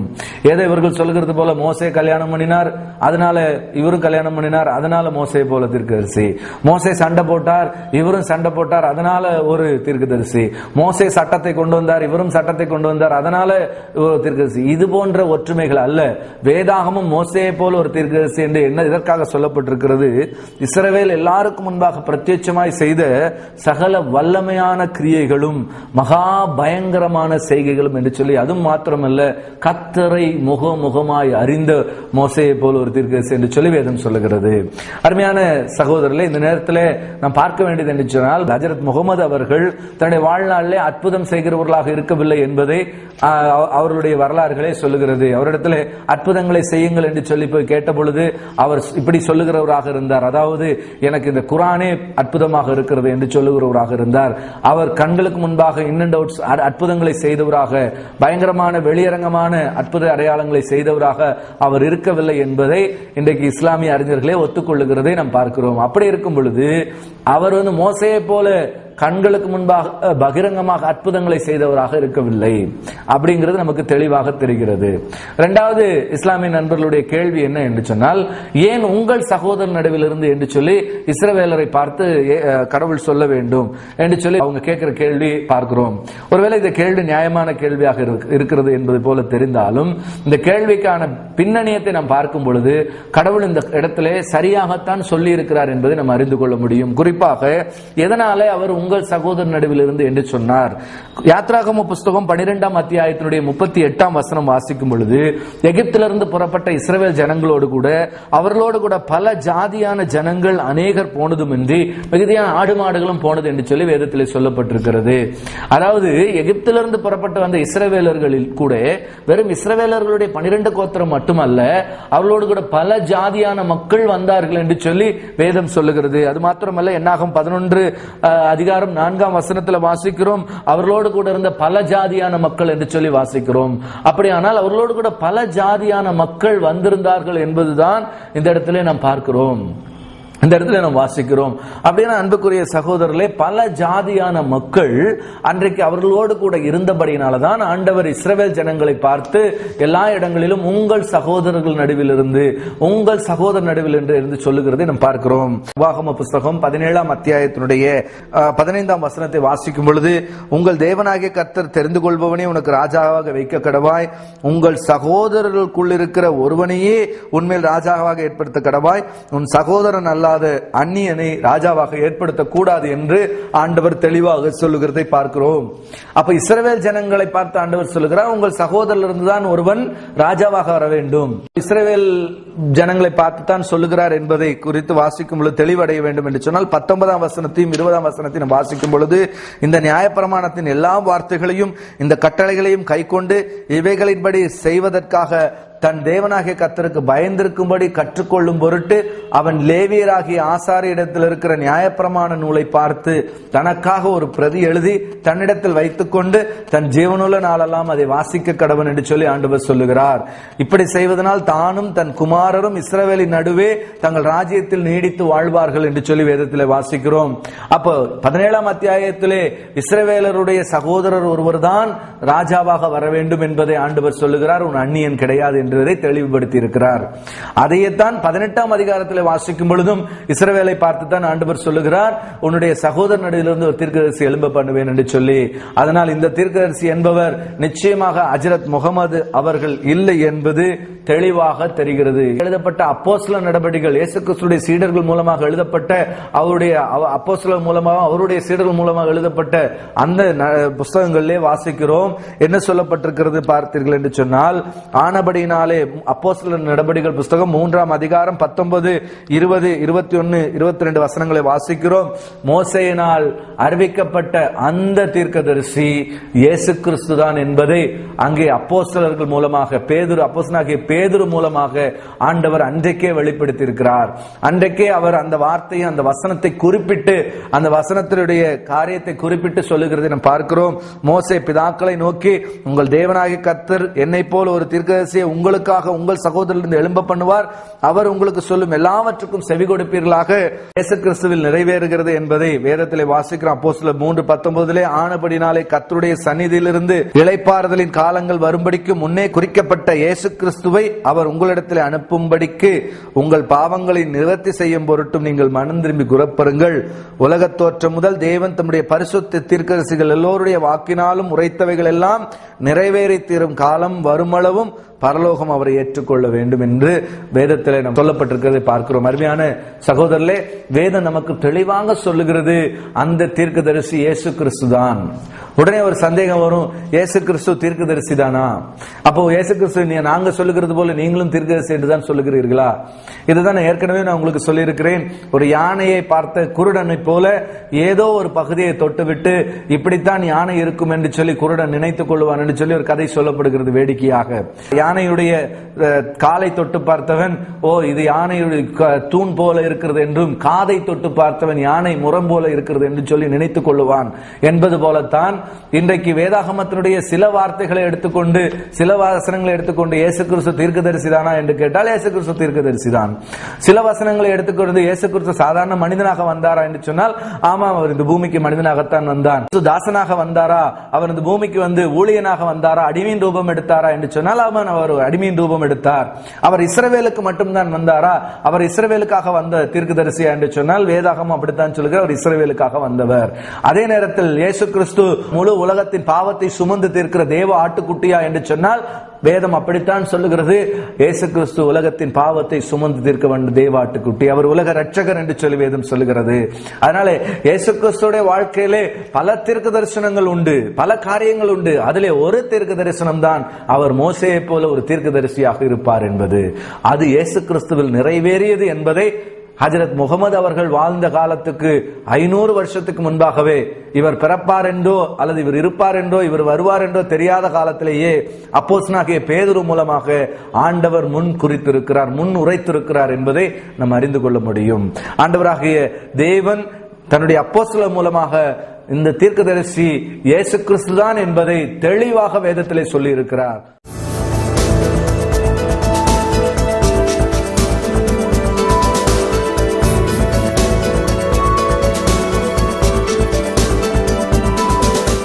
மேலும் ஏசாயா புத்தகத்தில் அதிகாரம் 29 வசனம் 12 அது கூறுகிறது, வாசிக்கத் தெரியாதவனிடத்தில் புத்தகத்தை கொடுத்து, அதாவது வாசிக்கத் தெரியாத ஒரு இறை தூதரிடம் அந்த புத்தகத்தை கொடுத்து, நீ இந்த புத்தகத்தை வாசி என்றால், இதை ஓது என்றால் என்னால் இதை வாசிக்க முடியாது என்பார். நாம் அறிவோம், முகமது நபி அவர்களுக்கு முதல் வாகி வந்த பொழுது வானவர் கேப்ரியல் அவரிடத்தில் கூறினார், ஏக்ரா, படி என்றார். அதற்கு நம் அன்புக்குரிய இறை தூதர் முகமது நபி அவர்கள் பதில் சொன்னார், மா அனா பிகாரி, நான் ஓத தெரியாதவன் என்றார். இதன் மூலம் புத்தகம் ஏசாயா அதிகாரம் 29 வசனம் 12 முன்னறிவிப்பின் சொல்லுக்கு சொல் நிறைவேற்றப்பட்டுள்ளது. படிக்காத ஒருவனிடத்தில் புத்தகத்தை கொடுத்து படி என்றால், நாம் அறிவோம் இறை தூதர் முகமது நபி அவர்கள் படிக்க தெரியாதவர்கள், அவர் ஒரு உம்மி. ஆகவே அவரிடம் படி என்று சொன்னதும், நான் படிக்காதவன், மா அனா பிகாரி என்று அவர் பதில் சொன்னார். அன்புக்குரிய சகோதரர்களே, இப்பொழுது டாக்டர் ஜாகிர் நாயக் அவர்கள் ஏசாயா தீர்க்கதரிசி புஸ்தகம் 29ஆம் அதிகாரத்தினுடைய 12ஆம் வசனத்திலே முகமது அவர்களை பற்றி தெளிவாக முன்னறிவிக்கப்பட்டிருக்கிறது என்று சொல்லி அவர் சொல்லுகிறது நீங்கள் பார்த்தீர்கள். அப்படி என்ன அந்த வசனம் சொல்லுகிறது? வாசிக்க தெரிந்தவனிடத்தில் புத்தகத்தை கொடுத்து நீ இதை வாசி என்றால் அவன் வாசிக்க தெரியாது என்பான் என்று சொல்லி அந்த வசனம் சொல்லுகிறது. ஒருவேளை வாசிப்பு என்பது ஓதல் வைத்தாலே இப்படி இந்த வசனத்தை வாசிக்கலாம். ஓத தெரியாதவனிடத்தில் புத்தகத்தை கொடுத்து இதை ஓது என்றால் அவன் எனக்கு ஓத தெரியாது என்பான். இப்படி கூட அந்த வசனத்தை மொழிபெயர்க்கலாம். ஆனால் இந்த இடத்துல நீங்கள் பார்த்த உடனே என்ன தெரிகிறது என்று சொன்னால், ஹஜரத் முகமது அவர்களிடத்திலே ஒரு தூதன் வந்து சொன்னதாகவும், அதாவது நீ ஓது என்று சொன்ன உடனே ஹஜரத் முகமது அவர்கள் எனக்கு ஓத தெரியாது என்று சொன்னதாகவும், பிறகு அவர் இருக்க கட்டிப்பிடித்த பிறகு திரும்ப ஓது என்று சொன்னால் அவர் ஓத தெரியாது என்று சொன்னதாக புகாரி ஹதீஸிலே 3வது ஹதீஸாக பதிவு செய்யப்பட்டிருக்கிறதை நாம் பார்க்கிறோம். இப்போ இந்த இடத்துல நமக்கு பிரச்சனை என்ன என்று சொன்னால், ஏசாயா தீர்க்கதரிசி 29ஆம் அதிகாரத்திலே 12ஆம் வசனத்திலே சொல்லப்பட்ட அந்த வார்த்தையானது ஹஜரத் முகமது அவர்களை குறித்து சொல்லப்பட்டது என்று இஸ்லாமிய அறிஞர் நம்மிடத்திலே வந்து கிளைம் பண்ணுகிறார். அவர் இந்த வசனத்தை வைத்து நம்மிடத்திலே அவர் கேட்கும் பொழுது நாம் இதற்கான பதிலை சொல்ல வேண்டிய அவசியம் இருக்கிறது, முக்கியமான காரியமாக இருக்கிறது. இந்த வசனத்தை நான் தெளிவாக வாசிக்கும் பொழுது அந்த வசனத்துடைய முந்தைய வசனத்தை நாம் வாசிக்கணும், இந்த அதிகாரத்தினுடைய முந்தைய வசனத்தை நாம் வாசிக்க வேண்டும். ஆதலால் தரிசனமெல்லாம் உங்களுக்கு முத்திரிக்கப்பட்ட புஸ்தகத்தின் வசனங்களை போது இருக்கும், வாசிக்க அறிந்திருக்கிற ஒருவனுக்கு அதை கொடுத்து நீ இதை வாசி என்றால் அவன் இது என்னால் கூடாது, இது முத்திரித்திருக்கிறது என்பான். அல்லது இதை வாசிக்க தெரியாதவனிடத்தில் இந்த புஸ்தகத்தை கொடுத்து இதை வாசி என்றால் அவன் எனக்கு தெரியாது என்பான் என்று சொல்லி இந்த வசனம் சொல்லுகிறதை பார்க்கிறோம். முதலாவது இந்த இடத்துல 2 விஷயம் நடக்கிறது. ஒன்று, அங்கே ஒரு புத்தகம் கொடுக்கப்படுகிறது, புத்தகத்தை கொடுத்து தான் வாசிக்க சொல்லுகிறார்கள் என்பதை நாம் புரிந்து கொள்ள வேண்டும். 2வது, ஒரு ஆளிடத்திலே கொடுக்கவில்லை, அது 2 பேரிடத்திலே கொடுக்கப்பட்டதாக சொல்லப்பட்டிருக்கிறது. ஒன்று வாசிக்க தெரிந்தவனிடத்திலும் வாசிக்க தெரியாதவனிடத்திலும் கொடுக்கப்பட்டதாக இந்த இடத்திலே வசனம் சொல்லுகிறதை பார்க்கிறோம். அப்போ ஒருவேளை இவர்கள் சொல்லுகிறது போல இந்த வாசிக்க கொடுக்கப்பட்ட புத்தகம் குரான் என்று சொன்னால், முதலாவது ஹஜரத் முகமது அவர்களிடத்திலே புத்தகமாக கொண்டு வந்து குரான் கொடுக்கப்பட்டதா என்று ஒரு கேள்வி எழும்புகிறது. இதை நீங்கள் சிந்தித்து பார்க்க வேண்டும். இந்த வசனத்தை வைத்து கிளைம் பண்ணுகிறதுக்கு அவர்களுக்கு எந்த உரிமையும் கிடையாது. ஏனென்று சொன்னால், வசனத்திலே வாசிக்கும் பொழுது புகாரி ஹதீஸ் 3ஆம் ஹதீஸிலே சொல்லப்படும் பொழுது அவரிடத்திலே ஓசையாக ஒளியாக கொடுக்கப்பட்டது என்றுதான் இஸ்லாமிய அறிஞர்கள் இன்றைக்கு வாதம் வைக்கிறார்கள். அப்படி என்று சொன்னால் புத்தகத்தை கொடுத்து நீ வாசி என்று சொன்னார் என்று சொல்லி சொல்லப்பட்டிருக்கிறதே, அப்ப புத்தகம் கொடுக்கப்பட்டதா? முதல் கேள்வி அவர்களுக்கு இல்லை என்றுதான் பதில். புத்தகம் கொடுக்கப்படவில்லை, அவர் சத்தத்தை கேட்டுதான் எனக்கு ஓத தெரியாது, எனக்கு ஓத தெரியாது என்று சொன்னதாக நாம் வாசிக்கிறோம். அவர் எந்த புத்தகத்தையும் அவர் பார்த்ததாக இல்லை, அவர் புத்தகத்தை பார்த்து வாசித்ததாகவும் இல்லை. ஒன்று. 2வது, அந்த புத்தகம் வாசிக்க தெரிந்தவனிடத்திலும் கொடுக்கப்பட்டது என்று சொல்லப்பட்டிருக்கிறது. அப்படியானால் முகமது அவர்களுக்கு முன்பாகவே வாசிக்க தெரிந்த ஒருவரிடத்துக்கு இந்த குரான் கொடுக்கப்பட்டிருந்ததா அப்படி என்ற ஒரு கேள்வி வருகிறது. அப்போ இந்த வசனம் எதை குறித்து சொல்லப்பட்டிருக்கிறது? அது ஒரு தரிசனத்தை குறித்து, ஒரு சம்பவத்தை குறித்து சொல்லுகிறது. இதை எடுத்துக்கொண்டு போய் தங்களுடைய மார்க்க புத்தகத்துக்கு ஆதாரமாக வைக்கிற இஸ்லாமிய அறிஞர்கள் முன்பாக இருக்கிற வசனத்தை வாசிக்க வேண்டும். அந்த அதிகாரத்தில் அந்த வசனம் எதை பற்றி சொல்லுகிறது? இந்த வசனத்துக்கு தொடர் வசனமாக இருக்கிற முந்தைய வசனம் அல்லது என்றுதான் இந்த வசனம் தொடங்குகிறது. அதுக்கு முந்தைய வசனம் சொல்லுகிறது வாசிக்க தெரிந்தவனிடத்தில் இந்த புத்தகம் கொடுக்கப்பட்டிருக்கிறது என்று சொல்லப்பட்டிருக்கிறது. அப்படியானால் இந்த குரான் முகமது அவர்களுக்கு முன்பாகவே வேற யாருக்காவது வாசிக்க கொடுக்கப்பட்டிருந்ததா என்பதை அவர்கள் சொல்ல வேண்டும். கேட்டால் இல்லை என்பதுதான் அவர்களுடைய முடிவு. இதிலிருந்து என்ன தெரிகிறது என்றால், ஏசாயா தீர்க்கதரிசி புத்தகம் 29ஆம் அதிகாரத்தினுடைய 12ஆம் வசனம் என்பது ஹஜரத் முகமது அவர்களை பற்றி சொல்லப்பட்டது இல்லை என்பது தெளிவு.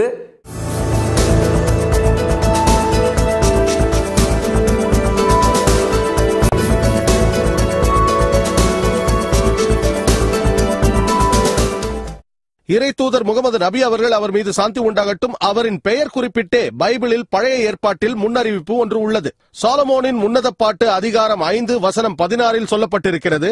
எபிரேய மொழியில் ஹிக்கு மொமத்திகிம் விக்குல்லி முஹம்மதிம் ஜெதூதி வ ஜெராயி பைன ஜெருசலம். அதன் பொருள், அவரது வாய் மிகவும் மதுரமாயிருக்கிறது, அவர் முற்றிலும் அழகுள்ளவர், அவரே என் நேசர், அவரே என் நண்பர், ஓ எருசலேமின் குமாரத்திகளே. அவர்கள் முஹம்மதிம்மை மொழிபெயர்த்து அழகுள்ளவர் என்று சொல்கிறார்கள். ஆனால் செமட்டிக் மொழிகளான அரபி மற்றும் எபிரேய மொழிகளில் இம் என்பதை மரியாதை குறியீடாக இணைத்துக் கொள்கிறார்கள். அதாவது எலோ என்றால் கடவுள், மரியாதையாக எலோ ஹிம் என்று சொல்வார்கள். ஆகவே முகமது என்ற பெயருக்கு முகமது திம் என்றார்கள், மரியாதை காரணமாக. அவருக்கு சாந்தி உண்டாகட்டும். ஆகவே உண்மையான மூல நூலில் அவரது பெயரை குறிப்பிடப்பட்டிருக்கிறது. ஆனால் இப்போது வாசித்தால் முற்றிலும் அழகுள்ளவர் என்று மொழிபெயர்த்திருக்கிறார்கள். பிரியமானவர்களே, டாக்டர் ஜாகிர் நாய்க்கு பேசின ஒரு சின்ன வீடியோ கிளிப்பிங்கை பார்த்தீர்கள். ஹஸ்ரத் முகமது அவர்கள் உடைய பெயர் வேத புஸ்தகத்திலே அது உன்னத பாட்டு 5:16 இருப்பதாகவும் எபிரேய மொழியிலே அதை வாசித்து காண்பிக்கதாகவும் வாசித்து காண்பித்தார். அதில் எவ்வளவு தவறுகள் இருக்கிறது அந்த எபிரேய மொழியில, அவர் எங்கு சென்று இந்த எபிரேயத்தை படித்தார் கற்றுக்கொண்டார் என்பதுதான் புரியாத புதிர். சரி, அவர் எப்படி படிக்கிறார், அது என்ன தவறை விடுகிறார் என்பதை நான் முதலாவது சொல்ல விரும்புகிறேன். பாருங்கள். அங்க ஹிக்கு முகமதுக்கிம், அது முகமதுக்கிம் இல்ல, மம்டாக்கிம். அடுத்து பாருங்க, விக்குல்லி முஹம்மதிம். விக்குல்லி கிடையாது, விக்குல்லோ. முகமதிம் என்று சொன்னார், முகமதிம் கிடையாது, மஹ்மதிம். அடுத்து ஜெதூதி. ஜெய்தூதினாரு, ஜெய்தூதியில ஜெய்தாவுதி. அடுத்து பாருங்க, ஜெதூதி வ ஜெராயி. பாருங்க, இந்த வார்த்தையை வாட்சேரி சே என்ற ஒரு இந்த எழுத்தை நாம் அங்க உச்சரிக்கணும். அதையும் அவர் பயன்படுத்தல. அடுத்து பாருங்க, பைன ஜெருசலேம். இந்த பைன ஜெருசலேம் அப்படின்னாரு, பைன கிடையாது, பினோட். பினோட் என்ற ஒரு வார்த்தை தான் நாங்கள் பயன்படுத்தணும். பைனன்னு சொன்னா என் வார்த்தையே அர்த்தமே தப்பாயிடும். அடுத்தது ஜெருசலேம் அப்படின்னு சொன்னார். ஹீப்ரூல எங்க இருந்து ஜேயை கண்டுபிடிச்சாருன்னு தெரியல. அது ஜெருசலேம் கிடையாது, எருஷலேம் என்ற ஒரு வார்த்தை தான் அங்கே பயன்படுத்தப்படணும். இதை எப்படி படிக்கணும்னு நான் சொல்லுகிறேன். ஹிக்கும் டாக்கிம் விக்குல்லு மஹ்மதிம் ஜெய்தௌதி வாட்சேடி பினோட் எருசலேம். எனக்கு பிரியமானவர்களே, இவர் இப்படியாய் சொல்லுகிறார், இந்த முகமது அவர்களுடைய பெயர் தான் இது மஹ்மதிம் என்று இருப்பதாகவும் அது ஒரு மரியாதைக்குரிய ஒரு வார்த்தை என்றும் அவர் சொன்னார். அப்படி அல்ல, மஹ்மதிம் என்ற ஒரு வார்த்தை மரியாதைக்குரிய வார்த்தை என்று இவர் சொல்வது மிகவும் தவறு. அதற்கு ஏலோஹிம் என்று சொன்னார், ஏலோன்னா கடவுள், ஹிம் என்று சொன்னால் அது மரியாதைக்குரிய வார்த்தை என்று சொன்னார். இது மிகப்பெரிய தவறு. காரணம், ஏலோ என்றால் தேவன், இம் என்று சொன்னால் அது ஒரு பன்மை சொல். ஏலோயிம் என்று சொன்னால் அது ப்ளூரல் ஃபார்ம் ஆஃப் காட் என்பதை அத்தனை பேரும் அறிந்திருக்கிறோம். அது யாரும் அறிந்த ஒரு காரியம். இன்னொரு விஷயத்தை கூட சொல்லுகிறேன், மாயும் என்ற ஒரு வார்த்தை கூட வேதத்தில் நீங்கள் படிக்கலாம். மாயும் என்று சொன்னால் அது முகங்கள் என்ற ஒரு வார்த்தையை குறிக்கிறது. இங்கே உன்னத பாட்டு 5:16 கூட மஹ்மத் என்று சொன்னால் அழகு, இம் என்று சொன்னால் அழகுகள் என்று அர்த்தம். இது யாரும் மாத்திட்டாங்க அப்படின்னு சொல்றாரு. இவ்வளவு பெரிய கூட்டத்திற்கு முன்பாக மாத்திட்டாங்கன்னு சொல்லுவதிலே அவர் அப்படி வாதத்தை வைக்கும் பொழுது அதனுடைய ஆதாரத்தை வைத்து பேச வேண்டும். இதுதான் ஒரு நல்ல ஸ்காலருடைய அழகு. ஆனால் அவர் அதை செய்யவே இல்லை. நீங்கள் கவனித்து பார்த்தீர்களா? இவர் மூல பாஷையில் அப்படி இருந்தது என்று சொன்னாரே. ஹீப்ரூல பேலியோ ஹீப்ரூ அது ஒரு மிக முக்கியமான ஒரு ஹீப்ரூ. இன்னைக்கு மாடர்ன் ஹீப்ரூக்கு முன்பாக பேலியோ ஹீப்ரூ இருந்தது. அந்த பேலியோ ஹீப்ரூல அது எமனைட் ஹீப்ரூ என்பது மிக முக்கியமான ஒரு ஹீப்ரூ லாங்குவேஜ். அப்போ இந்த இந்த எமனைட் ஹீப்ரூல எப்படி இருந்துச்சு, அப்போ மாத்திட்டாங்கன்னா அதுல எப்படி இருந்துச்சு அதை பார்க்கணும் இல்லையா? அதையும் உங்களுக்கு நான் தெளிவுபடுத்த விரும்புகிறேன். இதுதான் இந்த எமனைட் ஹீப்ரூ, இது பேலியோ ஹீப்ரூ என்று கூட சொல்வார்கள். இதுல தான் இந்த வார்த்தையை தான் அவர்கள் இப்படியாய் சொல்கிறார்கள், நாங்க மாத்திட்டோம் அப்படின்னு சொல்றது இந்த இடத்தை தான். இது என்னன்னு பார்த்தீங்கன்னு சொன்னா மக், இது இது மெம், இது டாலத், இது யோட், இது மெம், இது மக் மதிம் என்ற ஒரு வார்த்தை தான் இருக்கு. அப்போ பேலியோ ஹீப்ரூலையும் யாரும் மாத்தல. இது எமனைட் ஹீப்ரூ, இது எவ்வளவு முக்கியமானது நீங்க நெட்ல சர்ச் பண்ணலாம். அப்படியானால் இது யாரும் மாற்ற முடியாத ஒன்றை இவர்கள் மாற்றிவிட்டதாகவே சொல்லி இவ்வளவு பெரிய பொய்யை சொல்லுகிறார் என்றால் அது ஆச்சரியமா இருக்கு. சரி, இப்ப எழுத்துக்கு வருவோமே. இந்த எழுத்தை தான் அவர்கள் முகமது என்று சொல்லுகிறார்கள். இது ஹஸ்ரத் முகமது அவர்களுடைய பெயர் அல்ல. எப்படி என்று சொன்னால் இது மெம்முக்கு கீழே பட்டாக இருக்கிறது. அடுத்தது என்ற உச்சரிப்பு தான் வரணும். இதுக்கு கீழே இது அரை மாத்திரை உண்டு. அடுத்தது திருப்பி மெம் பட்டா இருக்கிறது. அடுத்தது இது டாலத் பாருங்க. அதுக்கப்புறம் இந்த இம். அப்போ மக் மதீம் என்று தான் சொல்ல வேண்டும். அப்போ இவங்க என்ன சொல்றாங்க அப்படின்னா இது முகமது. நீங்க என்னைக்காவது முகமது அவர்களுடைய பெயரை நீங்க மஹ்மதீம் அப்படின்னு சொல்லியிருக்கீங்களா, இல்லை மஹ்மத் அப்படின்னு சொல்லியிருக்கீங்களா? முகமது என்று சொன்னால் அது எப்படி எழுதணும்னு சொல்றேன். இதுக்கு மேல ஒரு ஓலம் வைக்கணும். இதுக்கு மேல ஒரு ஓலம் இருந்துச்சுன்னு சொன்னா இது நீங்க சொல்ற மாதிரி மூ அப்படின்னு சொல்லலாம். அடுத்தது இருக்கு இல்லையா, இது ஹே அப்படின்னு பயன்படுத்தணும். இதை எப்படி அவங்க தப்பா புரிஞ்சுக்கிட்டாங்கன்னா இந்த எழுத்தையும் இந்த எழுத்தையும் நீங்கள் பார்த்தீங்கன்னா ரெண்டும் ஒரே மாதிரி தான் வரும். இங்கே பயன்படுத்தப்படுகிறது வந்து இந்த இந்த எழுத்து கெத் என்று சொல்வார்கள். இது ஹே. அப்போ கெத் வந்து அப்படின்னு பயன்படுத்தணும், ஹே வந்து ஹா அப்படின்னு பயன்படுத்தணும். அப்போ இந்த இடத்துல வந்து ஹா இருந்தாலும் இங்கே மேலே ஓலம் இருந்தால் தான், இந்த வவல் இருந்தால் தான் நீங்கள் வந்து முகமது அப்படின்னு படிக்கலாம். அப்போ ஓரளவுக்கு சேர்ந்திருந்த உடனே நீங்கள் அதை முடிச்சு போடுறது எந்த விதத்தில் நியாயம்? நீங்கள் சரியாக எபிரேயத்தை படிக்கணும். எபிரேய மொழியில் ஒரு எழுத்து கூட நாம் தவறாய் அது படித்து விட்டோம் என்று சொன்னால் அர்த்தமே மாறிவிடும். ஞாபகம் வச்சுக்கோங்க. இந்த மஹ்மத் என்ற ஒரு வார்த்தை எபிரேய வேத புஸ்தகத்தில் 12 முறை வருகிறது. மொத்தம் 12 முறை வருகிற இந்த வார்த்தையானது இதனுடைய ஸ்ட்ராங் நம்பர் H4261. இந்த H4261 12 முறை வருகிறது. அப்போ எல்லா இடத்துலையும் இந்த முகமது அவர்களுடைய பெயர் வருதுன்னு நீங்கள் வாதிடுவீங்களா? சரி, அப்படி நீங்கள் வைத்துக்கொள்ளுங்களேன். இதற்குன்னு அர்த்தம்னு சொல்லிட்டேன். அழகு அப்படின்ற ஒரு அழகான ஒரு வார்த்தை. இந்த வந்ததுனால அழகுகள் என்ற ஒரு அருமையான ஒரு வார்த்தை. அப்படியானால் வேதத்தில் இருக்கிற எல்லா இடத்துலையுமே இதை வச்சு பார்க்கணுமே. இது எங்கெல்லாம் வருதோ அங்கெல்லாம் பிளஷர், டிசைர், அழகு, லவ்லி, இந்த இடத்தெல்லாம் இங்கே இந்த மஹ்மத் என்ற ஒரு அழகான ஒரு வார்த்தைக்கு பயன்படுத்தப்படுகிறது. சரி, வேதத்தில் இந்த மஹ்மத் என்ற பெயர் நீங்கள் சொல்கிறது போல முகமது அப்படின்னு நினைச்சா கூட அப்படி வேதத்தில் 12 இடத்துல இருக்குது. அதில் ஒரு இடத்த வாசித்து காண்பிக்கிறேன். அது எவ்வளோ பெரிய பிரச்சனையை உங்களுக்கு ஏற்படுத்துது பாருங்க. ஓசியா 9ஆம் அதிகாரம் 16ஆம் வசனம். எப்ராயிமர் வெற்றுண்டு போனார்கள், அவர்கள் வேர் உலர்ந்து போயிற்று, கனி கொடுக்க மாட்டார்கள். அவர்கள் பிள்ளைகளை பெற்றாலும் அவர்களுடைய கற்பத்தின் பிரியமான கனிகளை அதம் பண்ணுவேன். பிரியமான அப்படின்னு இருக்கு இல்லையா? இந்த பிரியமான என்ற வார்த்தை அங்கே மஹ்மத் என்ற ஒரு வார்த்தை பயன்படுத்தப்படுது. உங்களுடைய வாதத்தின்படி முகமது என்ற ஒரு வார்த்தை அங்கே வச்சா என்ன ஆகும்? அதையும் உங்களுக்கு வாசித்து காண்பிக்கிறேனே. அவர்கள் பிள்ளைகளை பெற்றாலும் அவர்களுடைய கர்ப்பத்தின் முகமத் கனிகளை அதம் பண்ணுவேன். எவ்வளோ பெரிய மிஸ்டேக் ஆயிடுச்சு பாருங்க. தயவுசெய்து இது 2 லாங்குவேஜும் ஒரே மாதிரி இருக்குன்றதுனால ரெண்டுத்தையும் தயவுசெய்து முடிச்சு போடாதீங்க. தமிழில் கத்தும் என்ற ஒரு வார்த்தையை நம்ம பயன்படுத்துகிறோம். கத்தும்னா சத்தம் போடுறது. இது மலையாளம் ஏறக்குறைய ஒரே மாதிரி இருக்குன்றதுனால இது அங்கே கொண்டு போய் சேர்க்க முடியுமா? அங்கே கத்தும் அப்படின்னு சொன்னால் எரியும், விளக்கு எரிகிறது என்ற இடத்துல தான் அங்கே பயன்படுத்தப்படுகிறது. எவ்வளோ பெரிய மிஸ்டேக் ஆகிடும் பாருங்களேன். அருமையானவர்களே, இந்த வார்த்தை மஹ்மத் என்ற ஒரு வார்த்தை தவிர முகமது அல்ல. நீங்கள் அதை சரியாய் புரிந்து கொள்ளுங்கள், சரியாய் தெரிந்து கொள்ளுங்கள். என்றைக்கும் வேதத்தை படிக்கும்போது தெளிவான கண்களோடு எதையோ ஒன்று முடிச்சு போடணும்னு சொல்லி படிக்காதீங்க, எதையோ ஒன்று குறை கண்டுபிடிக்கணும்னு படிக்காதீங்க. நிச்சயமாகவே சத்தியத்தை அறியணுன்ற அறிவோடு கூட படிப்பீர்கள் என்றால் நிச்சயமாய் கர்த்தர் உங்கள் கண்களை தெளிவாக்குவார், திறப்பார். சத்தியமே உங்களை விடுதலையாக்கும்.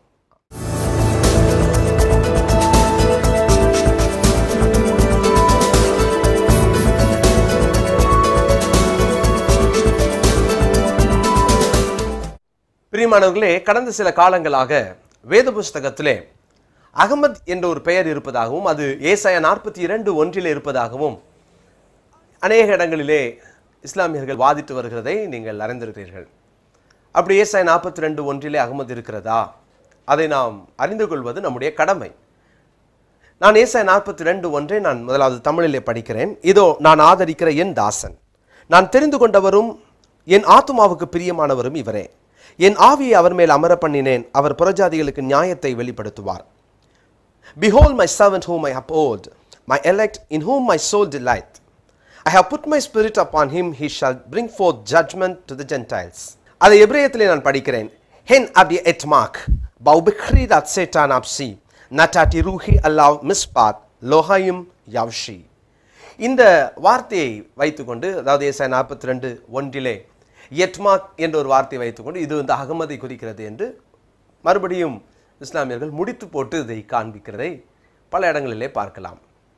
இந்த எட்மாக் என்ற வார்த்தை எப்படி எழுத வேண்டும் என்று முதலாவது சொல்லுகிறேன். முதலாவது ஆலஃப், இது ஒரு சைலண்ட் லெட்டர். இதற்கு கீழே என்ன வவல் வருகிறதோ அதை வைத்து தான் இதை உச்சரிக்க வேண்டும். அப்போ இந்த சைலண்ட் லெட்டருக்கு கீழே என்ன வந்தது அப்படின்னு சொன்னால் சிகோல் என்ற ஒரு வவலை தான் பயன்படுத்துகிறார்கள். இது ஏ என்று சொல்ல வேண்டும். அடுத்தது டவ், இது இந்த டவ் என்ற எழுத்து இப்படி எழுதணும். இதற்கு கீழே பார்த்தீங்கன்னா சிலபல் பிரேக். சிலபல் பிரேக்னா அரை மாத்திரை, ஷுவான்னு சொல்லுவாங்க. இது ஒரு அரை மாத்திரை. அப்படின்னா இது எப்படி உச்சரிக்கணும்னு சொன்னால் முதல் எழுத்தோடு சேர்த்து உச்சரிக்கணும். எட் அப்படின்னு சொல்லணும். டவுன்னு சொல்லக்கூடாது, எட் அப்படின்னு சொல்லணும். அடுத்ததாக மெம் என்ற ஒரு வார்த்தை பயன்படுத்துகிறாங்க. மெம்முக்கு கீழே பார்த்தீங்கன்னு சொன்னால் காமத்ஸ் வருகிறது. இது டீ மாதிரி இருந்துச்சுன்னா காமத்ஸ். இதை எப்படி உச்சரிக்கணும்னு சொன்னால் மான்னு சொல்லணும். அடுத்தது பார்த்தீங்கன்னா காஃப் என்ற ஒரு எழுத்து இங்கே பயன்படுத்தப்படுகிறது. இந்த காஃப் கடைசியாக வரும் பொழுது இப்படி நீளமாகவும் எழுத்துக்களுக்கு வார்த்தைகளுக்கு நடுவில் வரும் பொழுது இது இப்படியும் வரணும். அப்போ இந்த காஃப் வந்து சோஃபிட் காஃப் அப்படின்னு சொல்லுவாங்க. பிரியமானவர்களே, இந்த இடத்துல எப்படி அவர்கள் அகமது என்ற ஒரு வார்த்தையை கொண்டு வந்து திணிச்சாங்க அப்படின்னா அது ஒரு வித்தியாசமான ஒரு நகைச்சுவையான ஒரு காரியம்தான். ஆலஃப், இந்த டவ் அவங்க என்ன பார்க்குறாங்க அப்படின்னு சொன்னால், டவ்வும் ஹேவும் ஒரே மாதிரி இருக்கும். டவ் எழுதும்போது இப்படி எழுதணும், இந்த டவ் எழுதும்போது இப்படி எழுதணும். ஹே அப்படின்ற ஒரு எழுத்தும் ஹீப்ரூவில் இருக்குது. இதை எப்படி எழுதணும் அப்படின்னு சொன்னால் இப்படி எழுதணும். இந்த ஹேக்கு வந்து மேலே சேர்க்கக்கூடாது, டவுக்கு மேலே சேர்க்கணும். இந்த டவ்வில் வந்து கீழே ஜே மாதிரி வரும். இதுதான் இவங்க வந்து ஹ அப்படின்ற ஒரு இடத்தை எடுத்துக்கிட்டாங்க. ஆஹா, இது மெ அப்படின்றாங்க. அடுத்தது காஃப் இருக்குது பார்த்தீங்களா, இந்த காஃப் அவங்க டாலத்துன்னு நினச்சிக்கிட்டாங்க. ஏன்னா இதுவும் காஃப் வந்து இப்படி நீளமாக இருக்கும்னு நான் ஏற்கனவே சொன்னேன். டாலத் எப்படி இருக்கும் அப்படின்னு சொன்னால் ஷார்ட்டாக இருக்கும். டாலத் ஷார்ட்டாக இருக்கும், காஃப் பெருசாக இருக்கும். அப்போ இது ரெண்டுத்தையும் சேர்த்துட்டாங்க. இது டாலத், இது காஃப். இது இவங்க இதை வந்து டாலத்தாக பார்க்குறாங்க. இது டாலத்தை நீங்கள் மாற்றிக்க முடியவே முடியாது. ஏனென்று சொன்னால் அது முழுவதுமாக அர்த்தமே மாறிவிடும். இது வந்து எட்மாக்.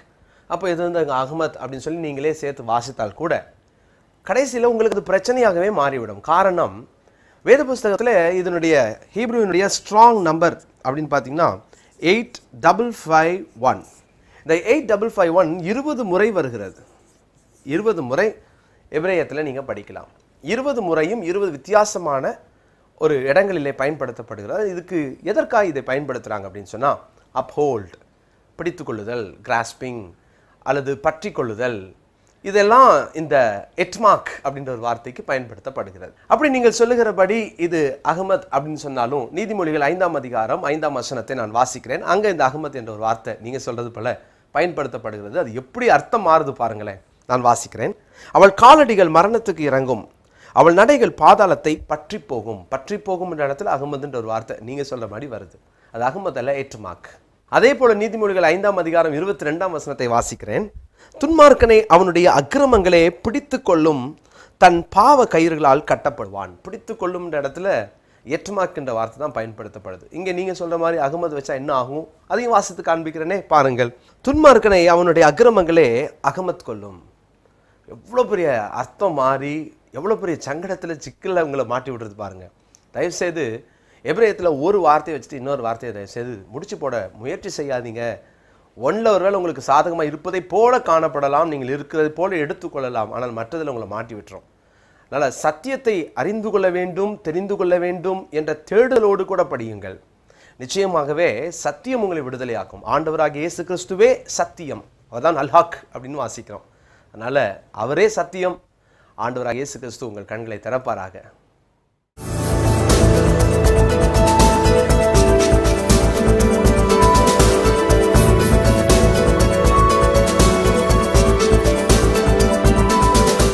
புதிய ஏற்பாட்டை படித்தால் முகமது நபி அவர்களை பற்றி அநேக முன்னறிவிப்புகள் இருப்பது தெரியும்.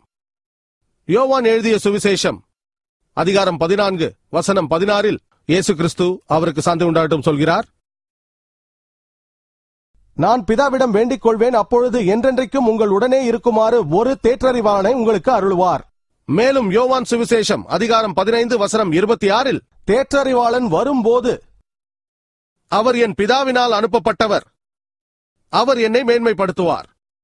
மேலும் யோவான் எழுதிய சுவிசேஷம் அதிகாரம் 16 வசனம் 7 நான் உங்களுக்கு உண்மையை சொல்லுகிறேன், நான் போகிறது உங்களுக்கு பிரயோஜனமாய் இருக்கும், நான் போகாதிருந்தால் தேற்றறிவாளன் உங்களிடத்தில் வரமாட்டார், நான் போவேனாகில் அவரை உங்களிடத்திற்கு அனுப்புவேன் என்கிறார். ஆனால் கிறிஸ்தவர்கள் பலர் சொல்லுவார்கள், இந்த தேற்றறிவாளன் பரிசுத்த ஆவி என்பார்கள். இப்போது கவனமாக பாருங்கள்.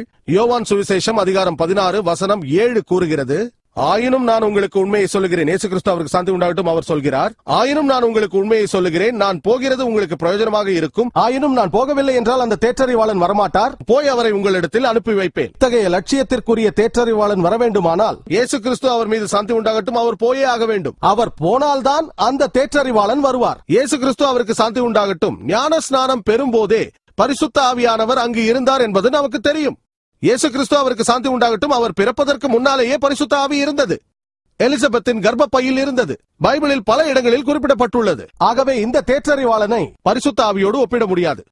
மேலும் யோவான் சுவிசேஷம் அதிகாரம் 16 வசனங்கள் 12 14 வரை சொல்கிறது. இயேசு கிறிஸ்து அவருக்கு சாந்தி உண்டாகட்டும் சொல்கிறார், இன்னும் அநேக காரியங்களை நான் உங்களுக்கு சொல்ல வேண்டியதா இருக்கிறது, அவைகளை நீங்கள் இப்போது தாங்க மாட்டீர்கள். சத்திய ஆவியாகிய அவர் வரும்போது சகல சத்தியங்களுக்குள்ளும் உங்களை நடத்துவார். அவர் தம்முடைய சுயமாய் பேசாமல் தாம் கேள்விப்பட்டவைகள் யாவையும் சொல்லி வரப்போகிற காரியங்களை உங்களுக்கு அறிவிப்பார். அவர் என்னை மகிமைப்படுத்துவார். இந்த முன்னறிவிப்பு சொல்கிறது, அநேக காரியங்களை உங்களுக்கு சொல்ல வேண்டி உள்ளது, ஆயினும் அதை நீங்கள் இப்போது தாங்கிக் கொள்ள மாட்டீர்கள். இயேசு கிறிஸ்து அவருக்கு சாந்தி உண்டாகட்டும் மக்களிடத்தில் கூறுகிறார், உங்களுக்கு அநேக காரியங்களை சொல்ல வேண்டி உள்ளது, ஆனால் அதை இப்போது தாங்க மாட்டீர்கள். சத்திய ஆவியாக அவர் வரும்போது சகல சத்தியங்களுக்குள்ளும் உங்களை நடத்துவார். அவர் தம்முடைய சுயமாய் பேசாமல் தாம் கேள்விப்பட்டவைகள் யாவையும் சொல்லுவார். நாம் அறிவோம், முகமது நபி அவர்கள் அவருக்கு அறிவிக்கப்பட்டதையெல்லாம் சொல்லுக்கு சொல்லிவிடுவார். அவர் தம்முடைய சுயமாய் பேச மாட்டார், தாம் கேள்விப்பட்டதையெல்லாம் கூறுவார். வரப்போகிற காரியங்களை உங்களுக்கு அறிவிப்பார். அவர் என்னை மேன்மைப்படுத்துவார். நமக்கு தெரியும், முகமது நபி அவர்கள் இயேசு கிறிஸ்துவை மகிமைப்படுத்தி உள்ளார்கள். திருக்குரானிலும் சரி, ஹதீதுகளிலும் சரி.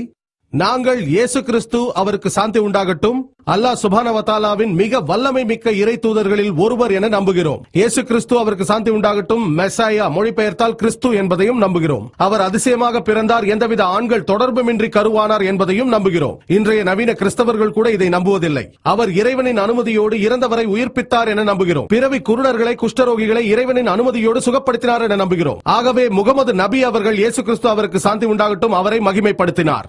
ஆகவே இந்த முன்னறிவிப்பு கடைசியும் இறுதியுமான இறை தூதர் முகமது நபி அவர்களை அன்றி வேறு யாரையும் குறிக்கவில்லை. அன்புக்குரிய சகோதரர்களே, இப்பொழுது நீங்கள் டாக்டர் ஜாகிர் நாயக் அவருடைய வீடியோவை நீங்கள் பார்த்தீங்க. குறிப்பாக அவர் யோவான் சுவிசேஷத்திலே 14ஆம் அதிகாரத்திலும் 15, 16 அதிகாரங்களிலே நாம் வாசிக்கிறோம் தேற்றவாளனை குறித்து. தேற்றவாளனாகிய சத்திய ஆவியை பற்றி வேதாகமத்திலே ஆண்டவராகிய இயேசு கிறிஸ்து நமக்கு வாக்கு பண்ணுகிற அந்த காரியங்களை எடுத்து அந்த விஷயங்கள் ஹஜரத் முகமது அவர்களுக்கு தான் குறிக்கும் என்று சொல்லி அவர்கள் கிளைம் பண்ணுகிறத நம்ம பார்க்கிறோம். குறிப்பாக அவர்கள் வைத்த முக்கியமான அந்த கிளைம் என்னன்னு பார்த்தீங்கன்னா, முகமது அவர்கள் தான் இயேசு போன பிறகு வந்தவர். ஏனென்று சொன்னால் யோவான் சுவிசேஷம் 16ஆம் அதிகாரம் 7ஆம் வசனத்திலே சொல்லப்பட்டிருக்கிறது, நான் உங்களுக்கு உண்மையை சொல்லுகிறேன், நான் போகிறது உங்களுக்கு பிரயோஜனமாக இருக்கும், நான் போகாதிருந்தால் தேற்றரவாளன் உங்களிடத்தில் வரார், நான் போவேனையாக அவரை உங்களிடத்தில் அனுப்புவேன் என்று சொல்லி ஆண்டவராக இயேசு கிறிஸ்து சொல்லியிருக்கிறபடினாலே, இயேசு கிறிஸ்து சொன்னவர் பரிசுத்த ஆவியானவர் என்று சொன்னால், பரிசுத்த ஆவியானவர் முன்பாகவே இருந்தாரே, அவர் பழைய ஏற்பாட்டு காலங்களில் இருந்தாரே, அவர் இயேசு கிறிஸ்து பிறக்கிறதுக்கு முன்பாகவே இந்த பூமியில் இருந்திருக்கிறாரே, இயேசு கிறிஸ்து வாழ்ந்த நாட்களிலே அவர் தன்னுடைய சீஷர்களுக்கு ஊதி பரிசுத்தாவியை பெற்றுக்கொள்ளும்படி சொல்லி இருக்கிறாரே, அப்படி இருக்கும் பொழுது பரிசுத்தாவியானவர் என்பவர் இயேசு கிறிஸ்து போனதுக்கு பிறகுதான் வருவார் என்று சொல்லுவது எந்த வகையிலும் நியாயம் அல்ல. அது ஹஜரத் முகமது அவர்களைத்தான் குறிக்கிறது என்று சொல்லி அவர்கள் வாதத்தை வைக்கிறார்கள். அடுத்தது, இயேசு கிறிஸ்துவை மகிமைப்படுத்தும்படியாகத்தான் முகமது அவர்கள் வந்தார்கள், இயேசு கிறிஸ்துடைய உபதேசத்தை தான் முகமது அவர்கள் மதித்து அதை மகிமைப்படுத்தினார்கள் என்று சொல்லி அவர்கள் சொல்லுகிறதை பார்க்கிறோம். அது மாத்திரமல்ல, தொடர்ந்து இன்னும் இயேசு கிறிஸ்து சொல்லாததையும் இன்னும் அதிகமான காரியங்களை கற்றுக் கொடுக்கும்படியாகத்தான் அந்த தேற்றவாளன் வருகிறார் என்று சொல்லி வேதாகமம் சொல்லுகிறது. அதனால் அந்த தேற்றவாளன் என்பவர் அவர் ஹஜரத் முகமது அவர்கள் தான் என்று சொல்லி அவர்கள் கிளைம் பண்ணுகிறது நீங்க பார்த்தீங்க. ஆனால் அன்புக்குரிய சகோதரர்களே, நம்முடைய வேதாகமத்தை நம்ம தெளிவாக வாசிக்கும் பொழுது வேதாகமும் நமக்கு எந்த ஒரு குழப்பம் இல்லாமல் தெளிவான வார்த்தைகள்னாலே நமக்கு வெளிப்படுகிறது, நம்ம அறிந்து கொள்ள முடியும். குறிப்பாக இந்த இடத்திலே வேதாகமத்திலே நாம் வாசிக்கும் பொழுது யோவான் சுவிசேஷம் 14ஆம் அதிகாரம் 17ஆம் வசனத்திலே ஆண்டவர் என்ன சொல்லுகிறார் என்று பார்த்தீர்கள் என்று சொன்னால், உலகம் அந்த சத்திய ஆவியானவரை காணாமலும் அறியாமலும் இருக்கிறபடினால் அவரை பெற்றுக்கொள்ள மாட்டாது, அவர் உங்களுடனே வாசம் பண்ணி உங்களுக்குள்ளே இருப்பதால் நீங்கள் அவரை அறிவீர்கள் என்று சொல்லி சொல்லப்படுகிறது. இந்த இடத்துல இந்த சத்திய ஆவியானவர் இயேசு கிறிஸ்து காலத்தில் இல்லாதவர் என்று சொல்லி வேதம் சொல்லவில்லை, அவர் உங்களுக்குள் இருப்பதால் என்று சொல்லி வேதம் சொல்லுகிறது. அவர் உங்களுக்குள் இருப்பதால் நீங்கள் அவரை அறிந்திருக்கிறீர்கள் என்று சொல்லித்தான் வேதம் சொல்லுகிறது. அவர் இயேசு கிறிஸ்துடைய காலத்திலேயே அவர்கள் மத்தியிலே இருந்தவர் தான். ஆனால் இயேசு அங்கே என்ன வேறுபடுத்தி காண்பிக்கிறார் என்று சொல்லி பார்த்தீர்கள் என்று சொல்லி பார்த்தால், இயேசு கிறிஸ்துக்கு முன்பாக இயேசு கிறிஸ்து காலங்களிலே இயேசு கிறிஸ்து இந்த பூமியிலே மனிதனாக வாழும் பொழுது அந்த காலங்களிலே பரிசுத்த ஆவியானவர் சில குறிப்பிட்ட வேளைகளிலே சில குறிப்பிட்ட காலங்களுக்காக சில குறிப்பிட்ட காரணங்களுக்காக சில குறிப்பிட்ட மனிதர்கள் மேலே தான் அந்த பரிசுத்த ஆவியானுடைய வல்லமை வந்ததை நாம் பார்க்கிறோம். ஆனால் இயேசு கிறிஸ்து இந்த பூமியிலிருந்து அவர் கடந்து போகும் பொழுது, பிதாவின் இடத்துல கடந்து போகும் பொழுது, அவர் மரித்து அந்த இடத்துல உயிர்த்தெழுந்து அவர் பரலோகத்துக்கு செல்லும் பொழுது நம்மோடு கூட வாசம் பண்ணும்படியாக, இந்த உலகத்தில் இருக்கிற எல்லா மனிதர்களோடு கூட, கடவுளுக்கு பயந்த பிள்ளைகளோடு கூட வாசம் பண்ணும்படியாக பரிசுத்த ஆவியானவர் நம் மத்தியிலே கடந்து வருவார் என்பதைத்தான் இயேசு அங்கே சொல்லுகிறதை பார்க்கிறோம். இயேசு கிறிஸ்து இந்த பூமியில இருந்தால் அவர் சாதாரண ஒரு மனுஷ கோலத்தில் இருக்கும் பொழுது ஒரு குறிப்பிட்ட பகுதியை மட்டும்தான் அவர் இருந்து கொண்டிருப்பார். ஆனால் பரிசுத்த ஆவியானவர் இயேசு இந்த பூமியிலிருந்து கடந்து போன பிறகு பரிசுத்த ஆவியானவர் இந்த முழு உலகத்திலும் எல்லா மனுஷர்கள் மேலும், தேவனுக்கு பயந்தவர்கள் மேல் அவர் கடந்து வருவார் என்று சொல்லி இயேசு சொல்லுகிறதுக்கான கருத்தை நாம் புரிந்து கொள்ள முடியும் என்பதை இந்த வேத வசனம் நமக்கு தெளிவாக காட்டுகிறது. அதனால் ஏதோ இந்த பூமியிலிருந்து இயேசு கடந்து போனதுக்கு பிறகுதான் பரிசுத்த ஆவியானவர் வருகிறார், அதுக்கு முன்பாக அவர் இல்லை என்று சொல்லி இயேசு சொல்லவில்லை. இயேசு கிறிஸ்து யோவான் சுவிசேஷம் 14:17 சொல்கிறார், உலகம் அந்த சத்திய ஆவியானவரை ஒருவேளை காணாமலும் அறியாமலும் இருக்கிறபடினால் அவரை பெற்றுக்கொள்ள மாட்டாது. அவர் உங்களுடனே வாசம் பண்ணி உங்களுக்குள்ளே இருப்பதால் நீங்கள் அவரை அறிவீர்கள். ஆல்ரெடி அவர் அங்கே இருக்கிறார், அவர் இருந்து கொண்டிருக்கிறபடினால் நீங்கள் அவரை அறிந்து கொள்ளுவீர்கள் என்று சொல்லி இயேசு அந்த இடத்துல தெளிவாக சொல்லுகிறதை நாம் பார்க்க முடியும். அருமையான சகோதரர்களே, இது போன்ற வாதங்களை வைத்து ஹஜரத் முகமது அவர்களை குறித்து வேதாகமம் சொல்லுகிறது என்று சொல்லி அவர்கள் வாதிட முடியாது என்பதை நாம் அறிந்து கொள்ள முடியும். தொடர்ந்து வேதத்திலே அது மாத்திரமல்ல, பல காரியங்களை வேதாகமம் நமக்கு இந்த தேற்றவாளனை குறித்து பல அடையாளங்களை கொடுத்திருக்கிறது. அதில் குறிப்பாக யோவான் சுவிசேஷம் 14 வசனத்திலே, என் நாமத்தினாலே பிதா அனுப்ப போகிற பரிசுத்தாவியாகிய தேற்றவாளனே எல்லாவற்றையும் உங்களுக்கு போதித்து நான் உங்களுக்கு சொன்ன எல்லாவற்றையும் உங்களுக்கு நினைப்பூட்டுவார். இயேசு கிறிஸ்து எதையெல்லாம் அங்கிருந்த மக்களுக்கு போதித்தாரோ அவைகளை எல்லாவற்றையும் அந்த பரிசுத்த ஆவியானவர் நினைப்பூட்டுவார் மக்களுக்கு என்று சொல்லி இயேசு முன்னறிவித்திருக்கிறார். யோவான் சுவிசேஷம் 15 வசனத்திலே ஆண்டவர் சொல்லுகிறார், பிதாவினிடத்திலிருந்து நான் உங்களுக்கு அனுப்ப போகிறவரும் பிதாவினிடத்திலிருந்து புறப்பட்டு வருகிறவருமாகிய சத்திய ஆவியாகிய தேற்றவாளன் வரும்பொழுது அவர் என்னை குறித்து சாட்சி கொடுப்பார். அடுத்தது யோவான் சுவிசேஷம் 16 வசனத்திலே வாசிக்கிறோம், சத்திய ஆவியாகிய அவர் வரும்போது சகல சத்தியங்களுக்குள்ளும் உங்களை நடத்துவார். அவர் தம்முடைய சுயமாய் பேசாமல் தாம் கேள்விப்பட்ட யாவையும் சொல்லி வரப்போகிற காரியங்களை உங்களுக்கு அறிவிப்பார். அவர் என்னுடையதிலிருந்து எடுத்து உங்களுக்கு அறிவிப்பதனால் என்னை மகிமைப்படுத்துவார். இயேசு தெளிவாக இந்த 3 வசனங்களிலும் அவர் அழகான அடையாளத்தை கொடுத்திருக்கிறார். என்ன அடையாளம்? முதலாவது யோவான் சுவிசேஷம் 14:26 சொல்லுகிறார், நான் உங்களுக்கு சொன்ன எல்லாவற்றையும் அவர் உங்களுக்கு நினைப்பூட்டுவார். அடுத்தது யோவான் 15:26 வசனத்திலே சத்திய ஆவியாகிய தேற்றவாளன் வரும்பொழுது அவர் என்னை குறித்து உங்களுக்கு சாட்சி கொடுப்பார் என்று சொல்லி சொல்லுகிறதை நாம் பார்க்கிறோம். அதே யோவான் சுவிசேஷம் 16:13 வசனத்திலே சொல்லும் பொழுது நான் உங்களுக்காக அனுப்ப போகிற தேற்றவாளன் என்று சொல்லுகிறார். அவர் என்னை மகிமைப்படுத்துவார் என்று சொல்லுகிறார். நாம் இந்த காரியங்களை வைத்து இந்த இடத்துல ஹஜரத் முகமது அவர்களுக்கு இது பொருந்துமா என்று சொல்லி நாம் பார்க்க வேண்டியது அவசியமாக இருக்கிறது. முதலாவது, இயேசு கிறிஸ்து என்னெல்லாம் போதித்தாரோ அவைகளை ஜனங்களுக்கு நினைப்பூட்டுகிறவராகவே அந்த தேற்றவாளன் இருக்க வேண்டும். ஹஜரத் முகமது அவர்கள் அப்படிப்பட்டவர்களாக இருந்தாரா என்பதை நாம் சிந்தித்து பார்க்க வேண்டும். அடுத்தது, அவர் என்னை குறித்து சாட்சி கொடுப்பார், இயேசுவை குறித்து சாட்சி கொடுப்பார் என்று சொல்லி வேதத்திலே வாசிக்கிறோம். உடனே அவர் சொல்லுவார்கள், இயேசு கிறிஸ்துவை பற்றி ஈசா நபி அவர் உயர்வானவர், அவர் கடவுளுக்கு நெருக்கமானவர் என்றெல்லாம் சொல்லி எங்களுடைய வேதத்திலே முகமது நபி அவர்கள் சாட்சி சொல்லி இருக்கிறார்கள் என்று சொல்லி இஸ்லாமிய அறிஞர்கள் ஒருவேளை வாதிடலாம். ஆனால் இந்த இடத்துல என்ன சொல்லப்பட்டிருக்கிறது என்பதை நாம் தெளிவாக உணர்ந்து கொள்ள வேண்டும்.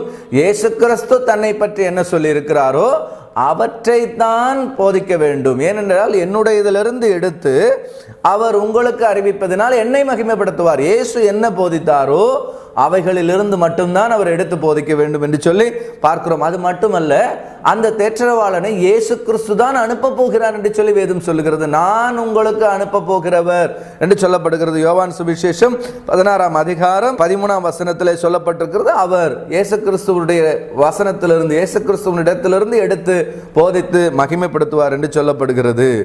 அப்பொழுது யோவான் சுவிசேஷம் 15:26 இயேசு அந்த தேற்றவாளனை அனுப்புகிறார் என்று சொல்லுகிறார். இப்ப இந்த இடத்துல நாம் திரும்ப ஒரு கேள்வி அவர்களிடத்தில் கேட்க வேண்டியதாக இருக்கிறது. ஹஜரத் முகமது அவர்களை இயேசு கிறிஸ்து தான் அனுப்பினாரா?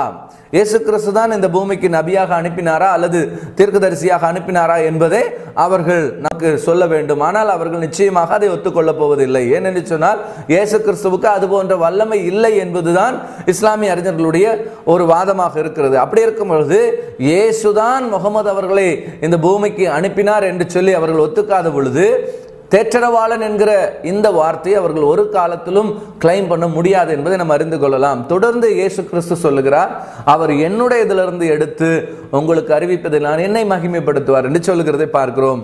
அப்படியானால் ஹஜ்ரத் முகமது அவர்கள் இயேசு கிறிஸ்து போதித்தவைகளைத்தான் போதித்தாரா? இப்படிப்பட்ட ஒரு கேள்வியை நாம் கேட்க வேண்டியதாக இருக்கிறது. ஆனால் நிச்சயமாக ஹஜ்ரத் முகமது அவர்களுடைய போதனைக்கும் இயேசு கிறிஸ்துவுடைய போதனைக்கும் சம்பந்தமே இல்லை என்பதை நாம் வேதாகமத்திலிருந்து அறிந்து கொள்ள முடியும். பல காரணங்கள் இருந்தாலும், உதாரணத்துக்கு சில விஷயங்களை நாம் வைத்து இந்த இடத்துல இந்த காரியத்தை நாம் ஆராய்ச்சி செய்ய போகிறோம். குறிப்பாக லூக்கா எழுதின சுவிசேஷம் 22ஆம் அதிகாரம் 70ஆம் வசனத்திலும், யோவான் சுவிசேஷம் 10ஆம் அதிகாரம் 36ஆம் வசனத்திலும், யோவான் சுவிசேஷம் 3ஆம் அதிகாரம் 16ஆம் வசனத்திலும் இயேசு கிறிஸ்து தன்னை தேவனுடைய குமாரன் என்று சொல்லி அவர் சொல்லுகிறார். யோவான் சுவிசேஷம் 3ஆம் அதிகாரம் 16ஆம் வசனம் சொல்லுகிறது, தேவன் தன்னுடைய ஒரே பேரான குமாரனை விசுவாசிக்கிறவன் எவனோ அவன் கெட்டு போகாமல் நித்திய ஜீவனை அடையும்படிக்கு அவரை தந்தருளி இவ்வளவாய் உலகத்தில் அன்பு கூர்ந்தார் என்று சொல்லப்பட்டிருக்கிறது. அப்படியானால் இயேசு கிறிஸ்து தன்னை தேவனுடைய குமாரன் என்று சொல்லுகிறதை நாம் இந்த இடத்துல பார்க்கிறோம். ஆனால் இந்த இடத்துல நம்ம முகமது அவர்கள் என்ன சொல்லி இருக்கிறார்கள் என்று சொல்லி பார்க்கும் பொழுது, குர்ஆனிலே சூரத்துல் தௌபா 9ஆம் அத்தியாயத்தினுடைய 30ஆம் வசனத்தில் வாசிக்கிறோம், மசீகை கடவுளுடைய மகன், அல்லாஹ்வுடைய மகன் என்று சொல்லுகிறவர்கள் அந்த கூற்று தவறானது என்றும் அவர்கள் தண்டிக்கப்படுவார்கள் என்றும் அது அப்படி சொல்லக்கூடாது என்பதையும் நாம் பார்க்கிறோம். என்ன சொல்லப்பட்டிருக்கிறது? உசைரை அல்லாவின் மகன் என்று யூதர்கள் கூறுகிறார்கள், மசீகை அல்லாவின் குமாரன் என்று கிறிஸ்தவர்கள் கூறுகிறார்கள். இது அவர் வாய்களால் அவர்கள் கூறும் கூற்றாகும். ஏக இறைவனை மறுத்தோரின் கூற்றாக ஒத்துப்போகிறார்கள். அல்லாஹ் அவர்களை தண்டிப்பான் என்பதாக அந்த வசனங்கள் சொல்லுகிறது நாம் பார்க்கிறோம். அப்படியானால் இயேசு கிறிஸ்துவுடைய போதனைக்கும் ஹஜ்ரத் முகமது அவர்களுடைய போதனைக்கும் சம்பந்தம் இல்லை என்பதை நாம் அறிந்து கொள்ளலாம். இரண்டாவதாக மத்தேயு சுவிசேஷம் 5ஆம் அதிகாரம் 45 இது போன்ற வசனங்களிலே நாம் வாசிக்கும் பொழுது, இயேசு கிறிஸ்து கடவுளை நமக்கு பிதா என்று அறிமுகப்படுத்துகிறார். உங்களுடைய பரம பிதா என்று சொல்லி அவர் நமக்கு அறிமுகப்படுத்துகிறார். அவர் பூர்ண சத்குணராக இருக்கிறார் என்று சொல்லி நமக்கு அறிமுகப்படுத்துகிறார். அப்ப இயேசு கடவுளை பிதா என்று அழைக்கும்படியாக நமக்கு அறிவுறுத்தி இருக்கிறார். ஆனால் குர்ஆனிலே சூரத்துல் இஹ்லாஸ் என்கிற அத்தியாயம் 112ஆம் அத்தியாயத்தினுடைய 1 to 4 வரை இருக்கிற அத்தியாய வசனங்களை வாசிக்கும் பொழுது அந்த இடத்திலே நாம் வாசிக்கிறோம், அல்லாஹ் யாராலும் பெறப்படவும் இல்லை, அவர் யாரையும் பெறவும் இல்லை என்று, அதாவது அவரை தகப்பன் என்று அழைப்பதற்கு இஸ்லாம் தடை செய்கிறதை நாம் பார்க்கிறோம். ஒரு காரணத்தை கொண்டும் இஸ்லாமிலே ஒரு இடத்திலும் கடவுளை பிதா என்று அழைக்க முடியாது. கடவுளை பிதா என்று அழைத்தால் அது ஒரு பெரிய ஷிர்க் அல்லது பாவம் என்று சொல்லி இஸ்லாமிய அறிஞர்கள் உபதேசிப்பதை நாம் பார்க்கிறோம். அப்படி இருக்கும்போது கடவுளை பிதா என்று அழைப்பதற்கு எந்த ஒரு வாய்ப்பும் இஸ்லாமிலே இல்லை. அப்போ இயேசு கிறிஸ்து உபதேசித்தவைகளுக்கு நேர் முரணானவைகளைத்தான் ஹஜ்ரத் முகமது அவர்கள் உபதேசித்திருக்கிறார்கள் என்பதை நாம் அறிந்து கொள்ள முடியும். அடுத்தபடியாக இயேசு கிறிஸ்து மத்தேயு சுவிசேஷம் 5ஆம் அதிகாரம் 44ஆம் வசனம், லூக்கா சுவிசேஷம் 6ஆம் அதிகாரம் 28ஆம் வசனம், இந்த வசனங்களில் நாம் வாசிக்கும் பொழுது இயேசு சொல்லுகிறார், உங்களை சபிக்கிறவர்களை நீங்கள் ஆசீர்வதியுங்கள் என்று சொல்லி இயேசு கிறிஸ்து சொல்லுகிறதை நாம் வாசிக்கிறோம். யாராவது நம்மை சபித்து விடுவார்கள் என்று சொன்னால் அவர்களுக்கு நாம் திரும்ப ஆசீர்வாதத்தை வழங்க வேண்டும். அவர்கள் நம்மை நீ நாசமா போ என்று சொன்னால் நீ நன்றாக வாழ்ந்திரு என்று சொல்லி நாம் அவர்களை ஆசீர்வதிக்க வேண்டும். இதுதான் இயேசு கிறிஸ்து நமக்கு கொடுத்திருக்கிற கட்டளையாக இருக்கிறது. ஆனால் அன்பான சகோதரர்களே, ஹஜ்ரத் முகமது அவர்கள் என்ன சொல்லி இருக்கிறார்கள் என்பதை புகாரி ஹதீஸிலே 6257வது ஹதீஸிலே நாம் வாசிக்கிறோம். அந்த இடத்துல சிலர் ஹஜ்ரத் முகமது அவர்களிடத்தில் சொல்லுகிறார்கள், யூதர்கள் அஸ்ஸாமு அலைக்கும் என்று சொல்லுகிறார்கள், அவர்களுக்கு நாங்கள் என்ன பதில் சொல்லுவது என்று கேட்கிறார்கள். அஸ்ஸாமு அலைக்கும் என்று சொன்னால் நீங்கள் நாசமா போங்கன்னு அர்த்தம், நீங்க உங்களுக்கு சாபம் உண்டாகட்டும் அர்த்தம்.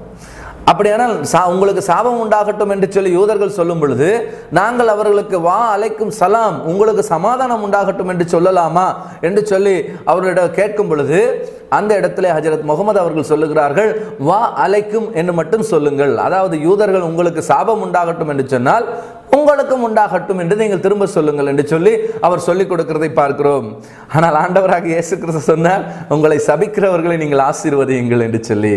ஆனால் ஹஜ்ரத் முகமது அவர்கள் சொன்னார்கள், உங்களை சபிக்கிறவர்களுக்கு அந்த சாபம் திரும்ப உண்டாகட்டும் என்று சொல்லி நீங்கள் சொல்லிவிடுங்கள் என்று சொல்லி சொல்லுகிறதை பார்க்கிறோம்.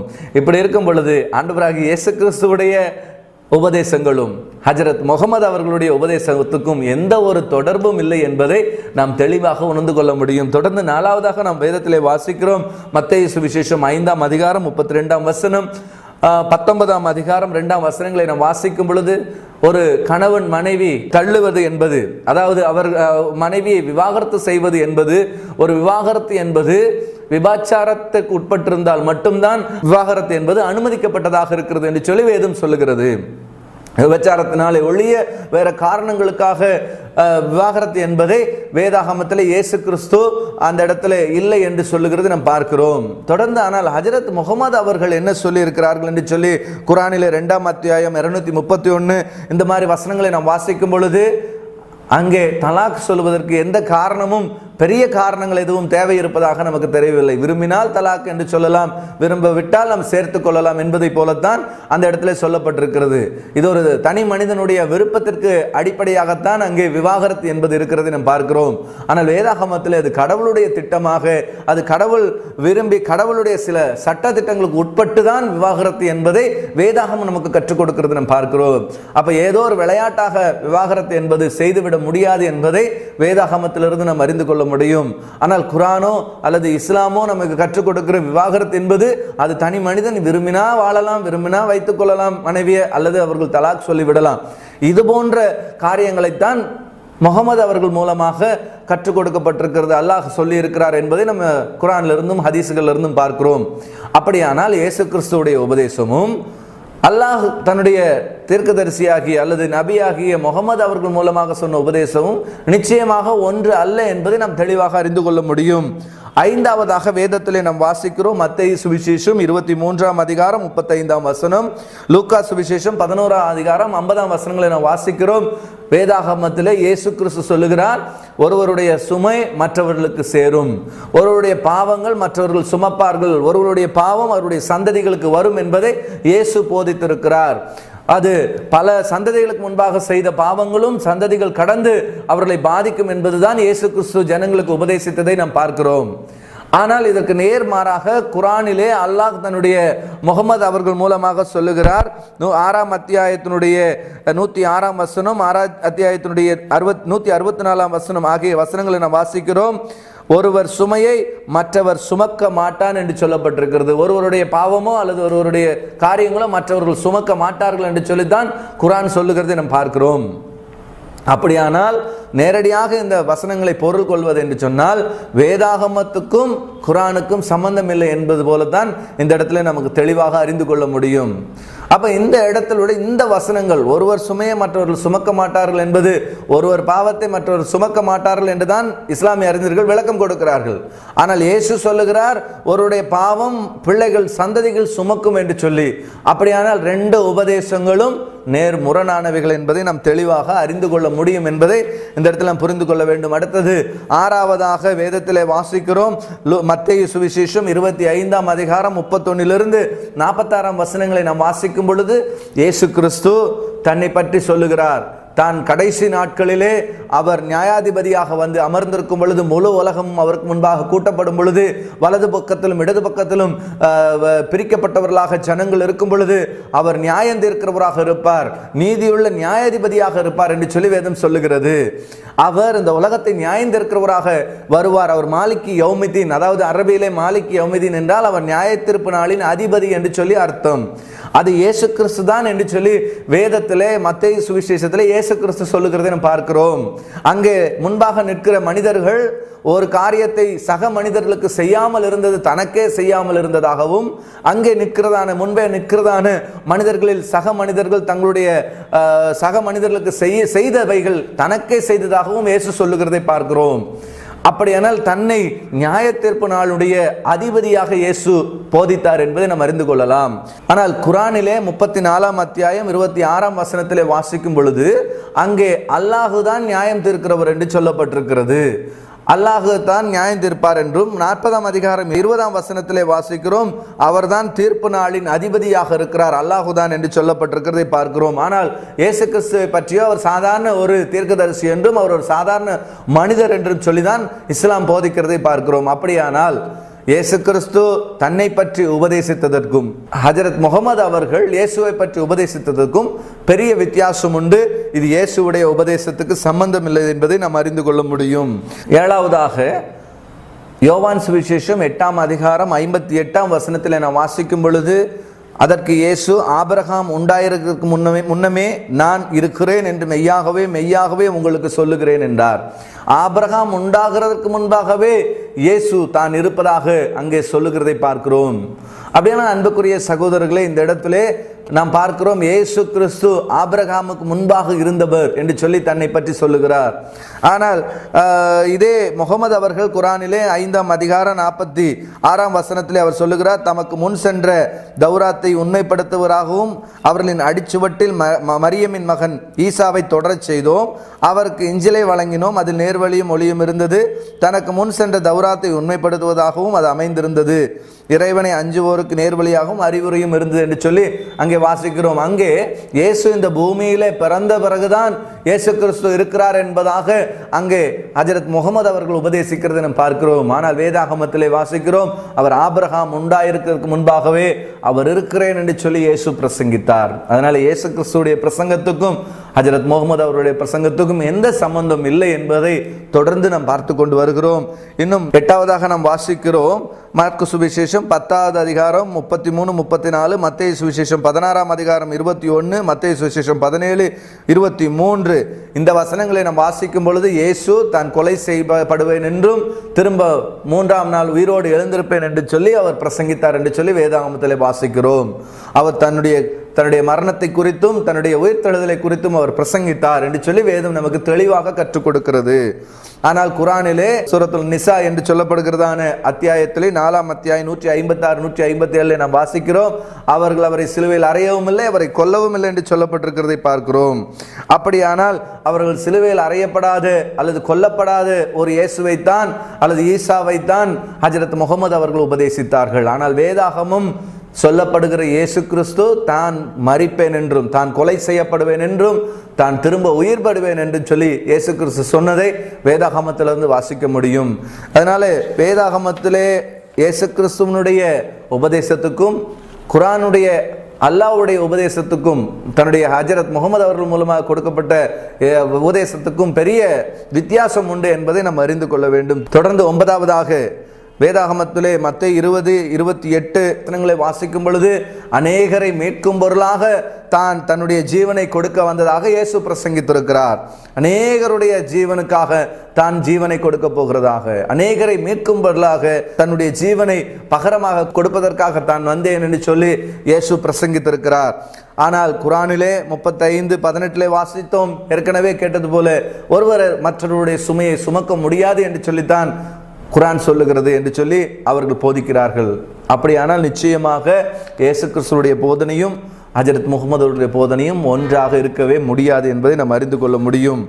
அடுத்ததாக வேதாகமத்தில் நாம் வாசிக்கும் பொழுது யோவான் சுவிசேஷம் 3ஆம் அதிகாரம் 17ஆம் வசனத்திலே, அவர் உலகத்தை ஆக்கணைக்குள்ளாக தீர்க்கும்படி தேவன் தம்முடைய குமாரனை உலகத்தில் அனுப்பாமல் அவராலே உலகம் ரட்சிக்கப்படும்படியாக அவரை அனுப்பினார் என்று சொல்லி வாசிக்கிறோம்.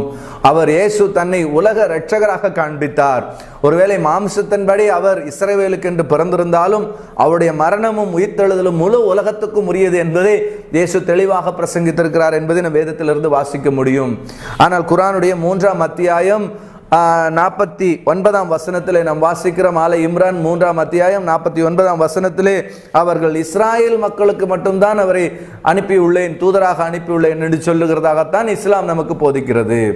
இயேசு தன்னை பற்றி சொன்னார், அவர் யூத மார்க்கத்திலே பிறந்திருந்தாலும் யூத மார்க்கத்திலே வாழ்ந்திருந்தாலும் அவருடைய மரணமும் உயிர்த்தெழுதலும் முழு உலகத்துக்கும் என்பதுதான் இயேசு கிறிஸ்துவுக்கு முன்பாகவே அந்த பகுதியில் ஊழியம் செய்ததான யோவான் ஸ்தானகன் இயேசு கிறிஸ்துவை பார்த்து சொன்னார், இவர் உலகத்தின் பாவத்தை சுமந்து தீர்க்கிற தெய்வ ஆட்டுக்குட்டி என்று சொல்லி சொன்னார். அப்போ வேதத்திலே வாசிக்கிறோம் இயேசு முழு உலக இரட்சகர் என்பதை தெளிவாக சொல்லப்பட்டிருக்கிறது.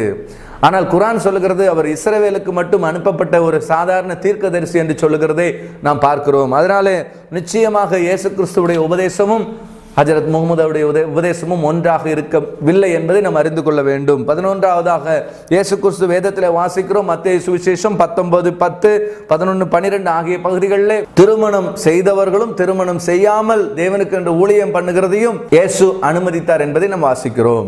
இயேசு கிறிஸ்து துறவரத்தை அனுமதித்திருந்தார். திருமணம் செய்யாமல் ஒருவர் ஊழியம் செய்வது என்பது அது விசேஷித்த அழைப்பை பெற்றவர்களுடையதுதான், அது கடவுளுடைய அருளை பெற்றவர்களுடையதுதான் என்று சொல்லி இயேசு சொன்னார். அதாவது சாதாரணமாக நாம் துறவரம் மேற்கொள்ள வேண்டும் என்பது அல்ல. கடவுளுடைய அருளை பெற்றால் துறவரம் கிறிஸ்தவத்திலே அனுமதிக்கப்பட்ட ஒன்றுதான் என்று சொல்லி வேதம் சொல்லுகிறது. ஆனால் குர்ஆனிலே பார்க்கிறோம், 57ஆம் அத்தியாயம் 27 நாம் வாசிக்கிறோம், அங்கே துறவரம் என்பது இல்லை என்பதாக சொல்லப்பட்டிருக்கு. அதுவும் கிறிஸ்தவத்துக்குள் துறவரம் இல்லை என்பதாக அங்கே போதிக்கப்பட்டிருக்கிறது நாம் பார்க்கிறோம். இன்னும் குர்ஆனுடைய பல வசனங்களிலே கிறிஸ்தவர்களுக்கு துறவரம் இல்லை என்று போதிக்கிறது நாம் பார்க்கிறோம். ஆனால் வேதாகமம் கடவுளுடைய அருளை பெற்றால் அவர்களுக்கு துறவரம் உண்டு என்பதுதான் இயேசு போதித்த போதனையாக இருக்கிறது. அதனால் இயேசு கிறிஸ்துடைய போதனையும் முகமது போதனையும் எந்த சம்பந்தம் இல்லை என்பதை நாம் அறிந்து கொள்ள முடியும். 12ஆவதாக வேதாகமத்திலே வாசிக்கிறோம். மார்க்கு சுவிசேஷம் 12ஆம் அதிகாரம் 23, 24, 25 வசனங்களிலே வாசிக்கிறோம். அந்த இடத்துல இயேசு கிறிஸ்து சொல்லுகிறார், பரலோகத்திலே கொள்வினை கொடுப்பினை இல்லை, அங்கே நீங்கள் எல்லோரும் தேவ தூதர்களை போல இருப்பீர்கள். அங்கே பெண் கொடுப்பதோ பெண் எடுப்பதோ பாலியலோ உலக பிரகாரமான இன்பங்களோ அங்கு கிடையாது. அங்கே செக்ஸ் வைத்துக் கொள்ளுகிறதான காரியங்கள் இருக்காது என்பதைத்தான் வேதாகமத்திலிருந்து வாசிக்கிறோம். அங்கே நாம் எல்லாரும் தேவ தூதர்களை போல இருப்போம் என்றும் அங்கே நமக்கு கொள்வினையோ பெண் கொடுப்பதோ பெண் எடுப்பதோ எந்த காரியங்களும் அங்கே இருக்காது என்பதைத்தான் வேதம் நமக்கு தெளிவாக சொல்லுகிறதை பார்க்கிறோம். ஆனால் குர்ஆனுடைய 38ஆம் அதிகாரம் 52ஆம் வசனத்திலே அங்கே அல்லாஹ் பரலோகத்திலே சொர்க்கத்திலே எப்படி இருக்கும் என்று சொல்லி அவர் ஒரு அல்லாஹ்வுடைய சொர்க்கத்தை பற்றி சொல்லுகிறார். அங்கே ஒத்த வயதுடைய கன்னி பெண்கள், பார்வையை தாழ்த்திய கன்னி பெண்கள் இருப்பார்கள் என்று சொல்லப்பட்டிருக்கிறது. குர்ஆனுடைய 36ஆம் அத்தியாயம் 56ஆம் வசனத்திலே அவர்களும் அவர்களுடைய துணைகளும் கட்டில்களிலே சாய்ந்து நிழல்களிலே இருப்பார்கள் என்று சொல்லப்பட்டிருக்கிறது. குர்ஆனுடைய 37ஆம் அத்தியாயம் 48, 49 அங்கே அவர்களுடைய தாழ்ந்த பார்வையடைய கண்ணலைகள் மறைத்து வைக்கப்பட்ட முட்டைகளைப் போல இருப்பார்கள் என்று சொல்லப்பட்டிருக்கிறது. குர்ஆனுடைய 52, 17, 18, 19 பார்க்கிறோம். அங்கே அவர்களுக்கு துணைவியார்களாக அநேகரை கொடுப்பார் என்று சொல்லப்பட்டிருக்கிறதை பார்க்கிறோம். அதே மாதிரி குர்ஆனுடைய 55, 56 அங்கே பார்வை தாழ்த்திய கன்னியர்கள் இருப்பார்கள். அவர்கள் இதற்கு முன்பாக எந்த மனிதனாலும் ஜின்களாலும் தீண்டப்படவில்லை, உறவு கொள்ளப்படவில்லை என்பதை சொல்லப்பட்டிருக்கிறதை பார்க்கிறோம். ஆனால் வேதாகமம் சொல்லுகிறது பரலோகத்திலே கொள்வினையும் கொடுப்பினையும் இல்லை, அங்கே நாம் எல்லோரும் தேவ தூதர்களை போல இருப்போம் என்று சொல்லி வேதம் சொல்லுகிறது. ஆனால் வேதாகமத்தினுடைய உபதேசத்துக்கு எதிராக, இயேசு கிறிஸ்துனுடைய உபதேசத்துக்கு எதிராக ஹஜரத் முகமது அவர்கள் மூலமாக அல்லாஹ் சொல்லுகிறார், அங்கே கன்னி பெண்கள் இருப்பார்கள், அவர்கள் மறைத்து வைக்கப்பட்ட முட்டைகளைப் போல இருப்பார்கள், கட்டில்களிலே அவர்கள் தங்களுடைய உறவுகளை வைத்துக் கொள்வார்கள் என்று சொல்லி சொல்லப்பட்டிருக்கிறதை பார்க்கிறோம். அதனால் நிச்சயமாக வேதாகமத்திலே இயேசுடைய போதனையும் ஹஜரத் முகமது அவர்கள் மூலமாக அல்லாஹ் கொடுத்த போதனையும் ஒன்று அல்ல என்பதை நாம் தெளிவாக உணர்ந்து கொள்ள முடியும். இன்னும் தொடர்ந்து வேதத்திலே வாசிக்கிறோம். மத்தேயு சுவிசேஷம் 26:52 இயேசு கிறிஸ்து சொல்லுகிறார், உன் பட்டயத்தை உரையிலே போடு என்று சொல்லி இயேசு பட்டயத்தை எடுக்கிறவன் பட்டயத்திலே மடிந்து போவான் என்று சொல்லப்படுகிறதை பார்க்கிறோம். ஆனால் குர்ஆனிலே 9ஆம் அத்தியாயம் சூரத்துல் தௌபால 29ஆம் வசனத்திலே வாசிக்கிறோம், அங்கே போரிடும்படியாக வாழ் ஏந்தும்படியாக சொல்லப்பட்டிருக்கிறதை வாசிக்கிறோம். 2ஆம் அதிகாரம் 218ஆம் வசனத்திலும் நாம் வாசிக்கிறோம். குர்ஆனிலே அங்கே போரிடுவதற்கு அவர்களுக்கு அனுமதி கொடுக்கப்பட்டிருக்கிறது, வாழ் ஏந்துவதற்கு அவர்களுக்கு அனுமதி கொடுக்கப்பட்டிருக்கிறதை பார்க்கிறோம். ஆனால் இயேசு கிறிஸ்துவுடைய உபதேசம் பட்டயத்தை எடுக்கக்கூடாது என்பதுதான். ஆனால் ஹஜரத் முகமது அவர்கள் மூலமாக அல்லாஹ் கொடுத்த உபதேசம் என்னென்னு சொன்னால் அவர்கள் வாளை எடுக்க வேண்டும் என்று உபதேசிப்பதை பார்க்கிறோம். இதிலிருந்து நாம் அறிந்து கொள்ளலாம், இயேசு கிறிஸ்துவுடைய உபதேசமும் ஹஜரத் முகமது அவர்களுடைய உபதேசமும் ஒன்றாக இருக்க முடியாது என்பதை நாம் அறிந்து கொள்ள முடியும். அடுத்தபடி 14ஆவதாக நாம் வாசிக்கிறோம் வேதத்திலே மத்தேயு சுவிசேஷம் 28:18 நாம் வாசிக்கிறோம். அங்கே அப்பொழுது இயேசு சமீபமாக அவர்களை நோக்கி, வானத்திலும் பூமியிலும் சகல அதிகாரம் எனக்கு கொடுக்கப்பட்டிருக்கிறது, ஆகையால் நீங்கள் புறப்பட்டு போய் சகல ஜாதிகளையும் சீஷராக்கி பிதா குமாரன் பரிசுத்த ஆவியின் நாமத்தினாலே அவர்களுக்கு ஞானஸ்தானம் கொடுத்து நான் உங்களுக்கு கட்டளை இட்ட யாவையும் அவர்கள் கை கொள்ளும்படி அவர்களுக்கு உபதேசம் பண்ணுங்கள். இதோ உலகத்தின் முடிவு வரையந்தும் சகல நாட்களிலும் நான் உங்களோடு கூட இருக்கிறேன் என்றார் என்று சொல்லி பிதா குமாரன் பரிசுத்த ஆவியானவருடைய நாமத்தினாலே ஞானஸ்தானம் கொடுக்கும்படியாக இயேசு போதித்தார். ஆனால் இஸ்லாமிலே அல்லாஹ் முகமது அவர்கள் மூலமாக கொடுத்த குரானிலோ எந்த ஞானஸ்தானத்தை பற்றியதான எந்த அறிவுறுத்தல்களும் இல்லை என்பதை நாம் அறிந்து கொள்ளலாம். பிதா குமாரன் பரிசுத்த ஆவியாகிய திரியேக தேவனுடைய காரியங்களும் அங்கே இல்லை என்பதை அறிந்து கொள்ளலாம். அதற்கு மாறாக அல்லாஹ் தான் புரிந்து கொண்ட ஒரு திரியேகத்தை பற்றி குரானிலே 5ஆம் அத்தியாயம் சூரத்துல் மாயிதா 5ஆம் அத்தியாயம் 73 சொல்லுகிறார். மூவரிலே அல்லாஹ் ஒருவன் என்று கூறியோர் மறுப்பாளர்களாகிவிட்டனர் என்று சொல்லுகிறார். இந்த இடத்திலே நாம் வாசிக்கிறோம், இந்த இடத்திலே ஈசாவையும் அவருடைய தாயையும் இரு கடவுளாக ஆக்கி கொண்டீர்களா என்று சொல்லி கேட்கப்படுகிறதை பார்க்கிறோம். ஆனால் வேதாகமத்தில் எந்த இடத்திலும் அன்னை மரியாள் அவர்கள் ஒரு கடவுள் என்று சொல்லி நாம் சொன்னதாக வேதாகமத்தில் எங்கேயுமே இல்லை. இயேசு அதை உபதேசிக்கவும் இல்லை என்பதை நாம் அறிந்து கொள்ள முடியும். அதனாலே இயேசு கிறிஸ்து சொன்ன உபதேசம் என்பது பிதா குமாரன் பரிசுத்த ஆவியாகிய திரியேக தேவனிலே விசுவாசம் வைத்து ஞானஸ்தானம் எடுக்க வேண்டும் என்பதுதான் இயேசு கிறிஸ்துவுடைய உபதேசம். ஆனால் குரானிலே அல்லாஹ் சொல்லுகிற அந்த ஞானஸ்தானத்தை பற்றி எந்த காரியத்தையும் அவர் சொல்லவில்லை என்பதைத்தான் நாம் அறிந்து கொள்கிறோம். கடைசியாக 15ஆவதாக நாம் பார்க்கிறோம் வேதாகமத்திலே மத்தேயு சுவிசேஷம் 10ஆம் அதிகாரம் 28ஆம் வசனம் 29, 30 ஆகிய வசனங்களை நாம் வாசிக்கிறோம். தொடர்ந்து வாசிக்கும் பொழுது அந்த இடத்திலே மரண பரியந்தம் நாம் உண்மையா இருக்க வேண்டும், எந்த காரணத்துக்காகவும் கடவுளை நாம் மறுதலிக்க கூடாது என்று சொல்லி வேதம் சொல்லுகிறது. ஆனால் எந்த ஒரு சூழ்நிலையிலும் கடவுளை மறுதலிப்பதற்கு நமக்கு அனுமதி கிடையாது. உள்ளத்திலே ஒன்று வைத்துக்கொண்டு வாயிலே நீ மறுதலித்துக் கொள் என்று சொல்லி கடவுள் நமக்கு சொல்லவில்லை. நம்முடைய சரீரத்தை மட்டும் கொல்ல வல்லவர்களுக்கு, நம்முடைய உடலை மட்டும் கொல்ல வல்லவர்களுக்கு நாம் பயப்படக்கூடாது. நம்முடைய உடலையும் உயிரையும் நரகத்திலே போட வல்லவரான கடவுளுக்கு மட்டுமே நாம் பயப்பட வேண்டும் என்பதுதான் இயேசு நமக்கு உபதேசித்திருக்கிறார். அதனால எந்த ஒரு காரணத்தினாலும் உள்ளத்திலே நம்பிக்கை வைத்து விட்டு வாயிலே நாம் மறுதலிக்கலாம் என்று சொல்லி எந்த நிர்பந்தத்தினாலும் மறுதலிக்க கூடாது என்பதுதான் இயேசு நமக்கு கற்றுக் கொடுத்த உபதேசம்.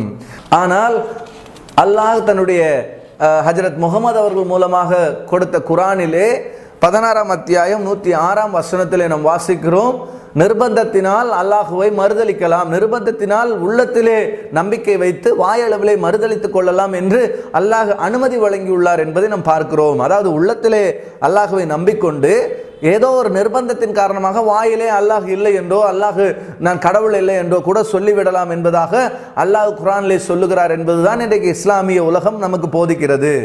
ஆனால் வேதாகம் எந்த சூழ்நிலையிலும் தன்னை மறுதலிக்க கூடாது என்று சொல்லிதான் இயேசு பிரசங்கித்தார் என்று சொல்லி நமக்கு கற்றுக் கொடுக்கிறது. அதனால் ஆண்டவராகிய இயேசு கிறிஸ்துவுடைய உபதேசமும் ஹஜ்ரத் முகமது அவர்களுடைய உபதேசமும் ஒரு காலத்திலும் ஒன்றாக இருக்கவே இல்லை. ஆனால் இயேசு சொல்லி இருக்கிறார், நான் எவைகளை உபதேசித்தனோ, நான் எவைகளை கொடுத்தேனோ என்னுடையவைகளிலிருந்து எடுத்துத்தான் பரிசுத்த ஆவியாகிய தேற்றரவாளன் பிரசங்கிப்பார் என்று சொல்லி வேதாகமத்திலே வாசிக்கிறோம். அன்புக்குரிய சகோதரர்களே, அந்த தேற்றரவாளன் என்பவர் பரிசுத்த ஆவியானவர், அவர் திரியேக தேவன். அந்த தேவன் நம்முடைய மத்தியிலே நமக்குள்ளாக இருந்து நம்முடைய நீங்களே என் ஆலயம் என்று சொல்லி வேதாகமத்திலே சொல்லப்பட்டிருக்கிறது. அந்த ஆலயத்திலே வாசம் பண்ணுகிறவர் தான் தேவன். அந்த இருதயமாகிய ஆலயத்திலே வாசம் பண்ணி நம்மை பரிசுத்தப்படுத்துகிறவர், நம்முடைய பாதைகளிலே நமது வலது இடது என்று சொல்லி நம்மை வழி நடத்துகிற ஒரு தேவனைத்தான் நாம் பெற்றிருக்கிறோம். அவருடைய சித்தத்தின்படி நாம் நம்மை ஒப்புக் கொடுக்கும் பொழுது, அவருடைய சத்தத்துக்கு நாம் கீழ்ப்படியும் பொழுது அவர் நம்மை சகல சத்தியத்துக்குள்ளும் நடத்துகிறவராக இருக்கிறார் என்பதை வேதாகமத்திலிருந்து நாம் கற்றுக்கொண்டு நம்முடைய அனுபவங்கள் வழியாக அவைகளை நாம் பயிற்றுவித்துக் கொண்டிருக்கிறோம். அருமையான அன்பு சகோதரர்களே, அதனால் இயேசு சொன்ன அந்த தேற்றரவாளனாகிய பரிசுத்த ஆவியானவர் இன்றைக்கு நம்மோடு கூட இருக்கிறார் என்று சொல்லி நாம் விசுவாசித்திருக்கிறோம். அவர் நம்மை நடத்தி கொண்டிருக்கிறவர், அவர்தான் நம்முடைய தேவன் என்பதை நாம் அறிந்திருக்கிறோம். அதனால் ஒரு காலத்திலும் அவர் ஹஜ்ரத் முகமது அவர்களாக முடியவே முடியாது என்பதை இதுவரைக்கும் நாம் பார்த்த ஒரு 15 குறிப்புகளில் பார்த்திருக்கிறோம். அநேக காரியங்கள் உண்டு, ஆனால் 15 குறிப்புகளில் நாம் பார்த்தோம், ஒருபோதும் வேதாகமத்தினுடைய உபதேசத்துக்கும் ஹஜ்ரத் முகமது அவருடைய உபதேசத்துக்கும் எந்த சம்பந்தமும் இல்லை என்பதை நாம் தெளிவாக அறியலாம். அதனால இந்த இஸ்லாமிய அறிஞர்களுடைய இந்த கிளைம், அவர்களுடைய இந்த வாதம் என்பது ஒரு தவறானது என்பதும், அவர்கள் தெரியாமலேயே அவர்கள் இது போன்ற வாதங்களை வைத்துக்கொண்டு இது போன்ற கிளைமை வைத்துக் கொண்டிருக்கிறார்கள் என்பதையும் நாம் அறிந்து கொள்ள முடியும். இதனால இது போன்ற காரியங்களை பார்த்து நாம் வஞ்சிக்கப்பட்டு போகாதபடிக்கு வேதாகம சத்தியங்களை நாம் தெளிவாக வாசித்து நாம் பயனடைந்து ஆண்டவருக்கு மகிமையாக சாட்சியாக வாழ வேண்டும் என்பதாக கேட்டுக்கொள்கிறோம். உங்கள் அனைவரையும் ஆண்டவராக இயேசு கிறிஸ்துவின் நாமத்தினாலே நான் வாழ்த்துகிறேன். கர்த்தர் உங்களை ஆசீர்வதிப்பாராக.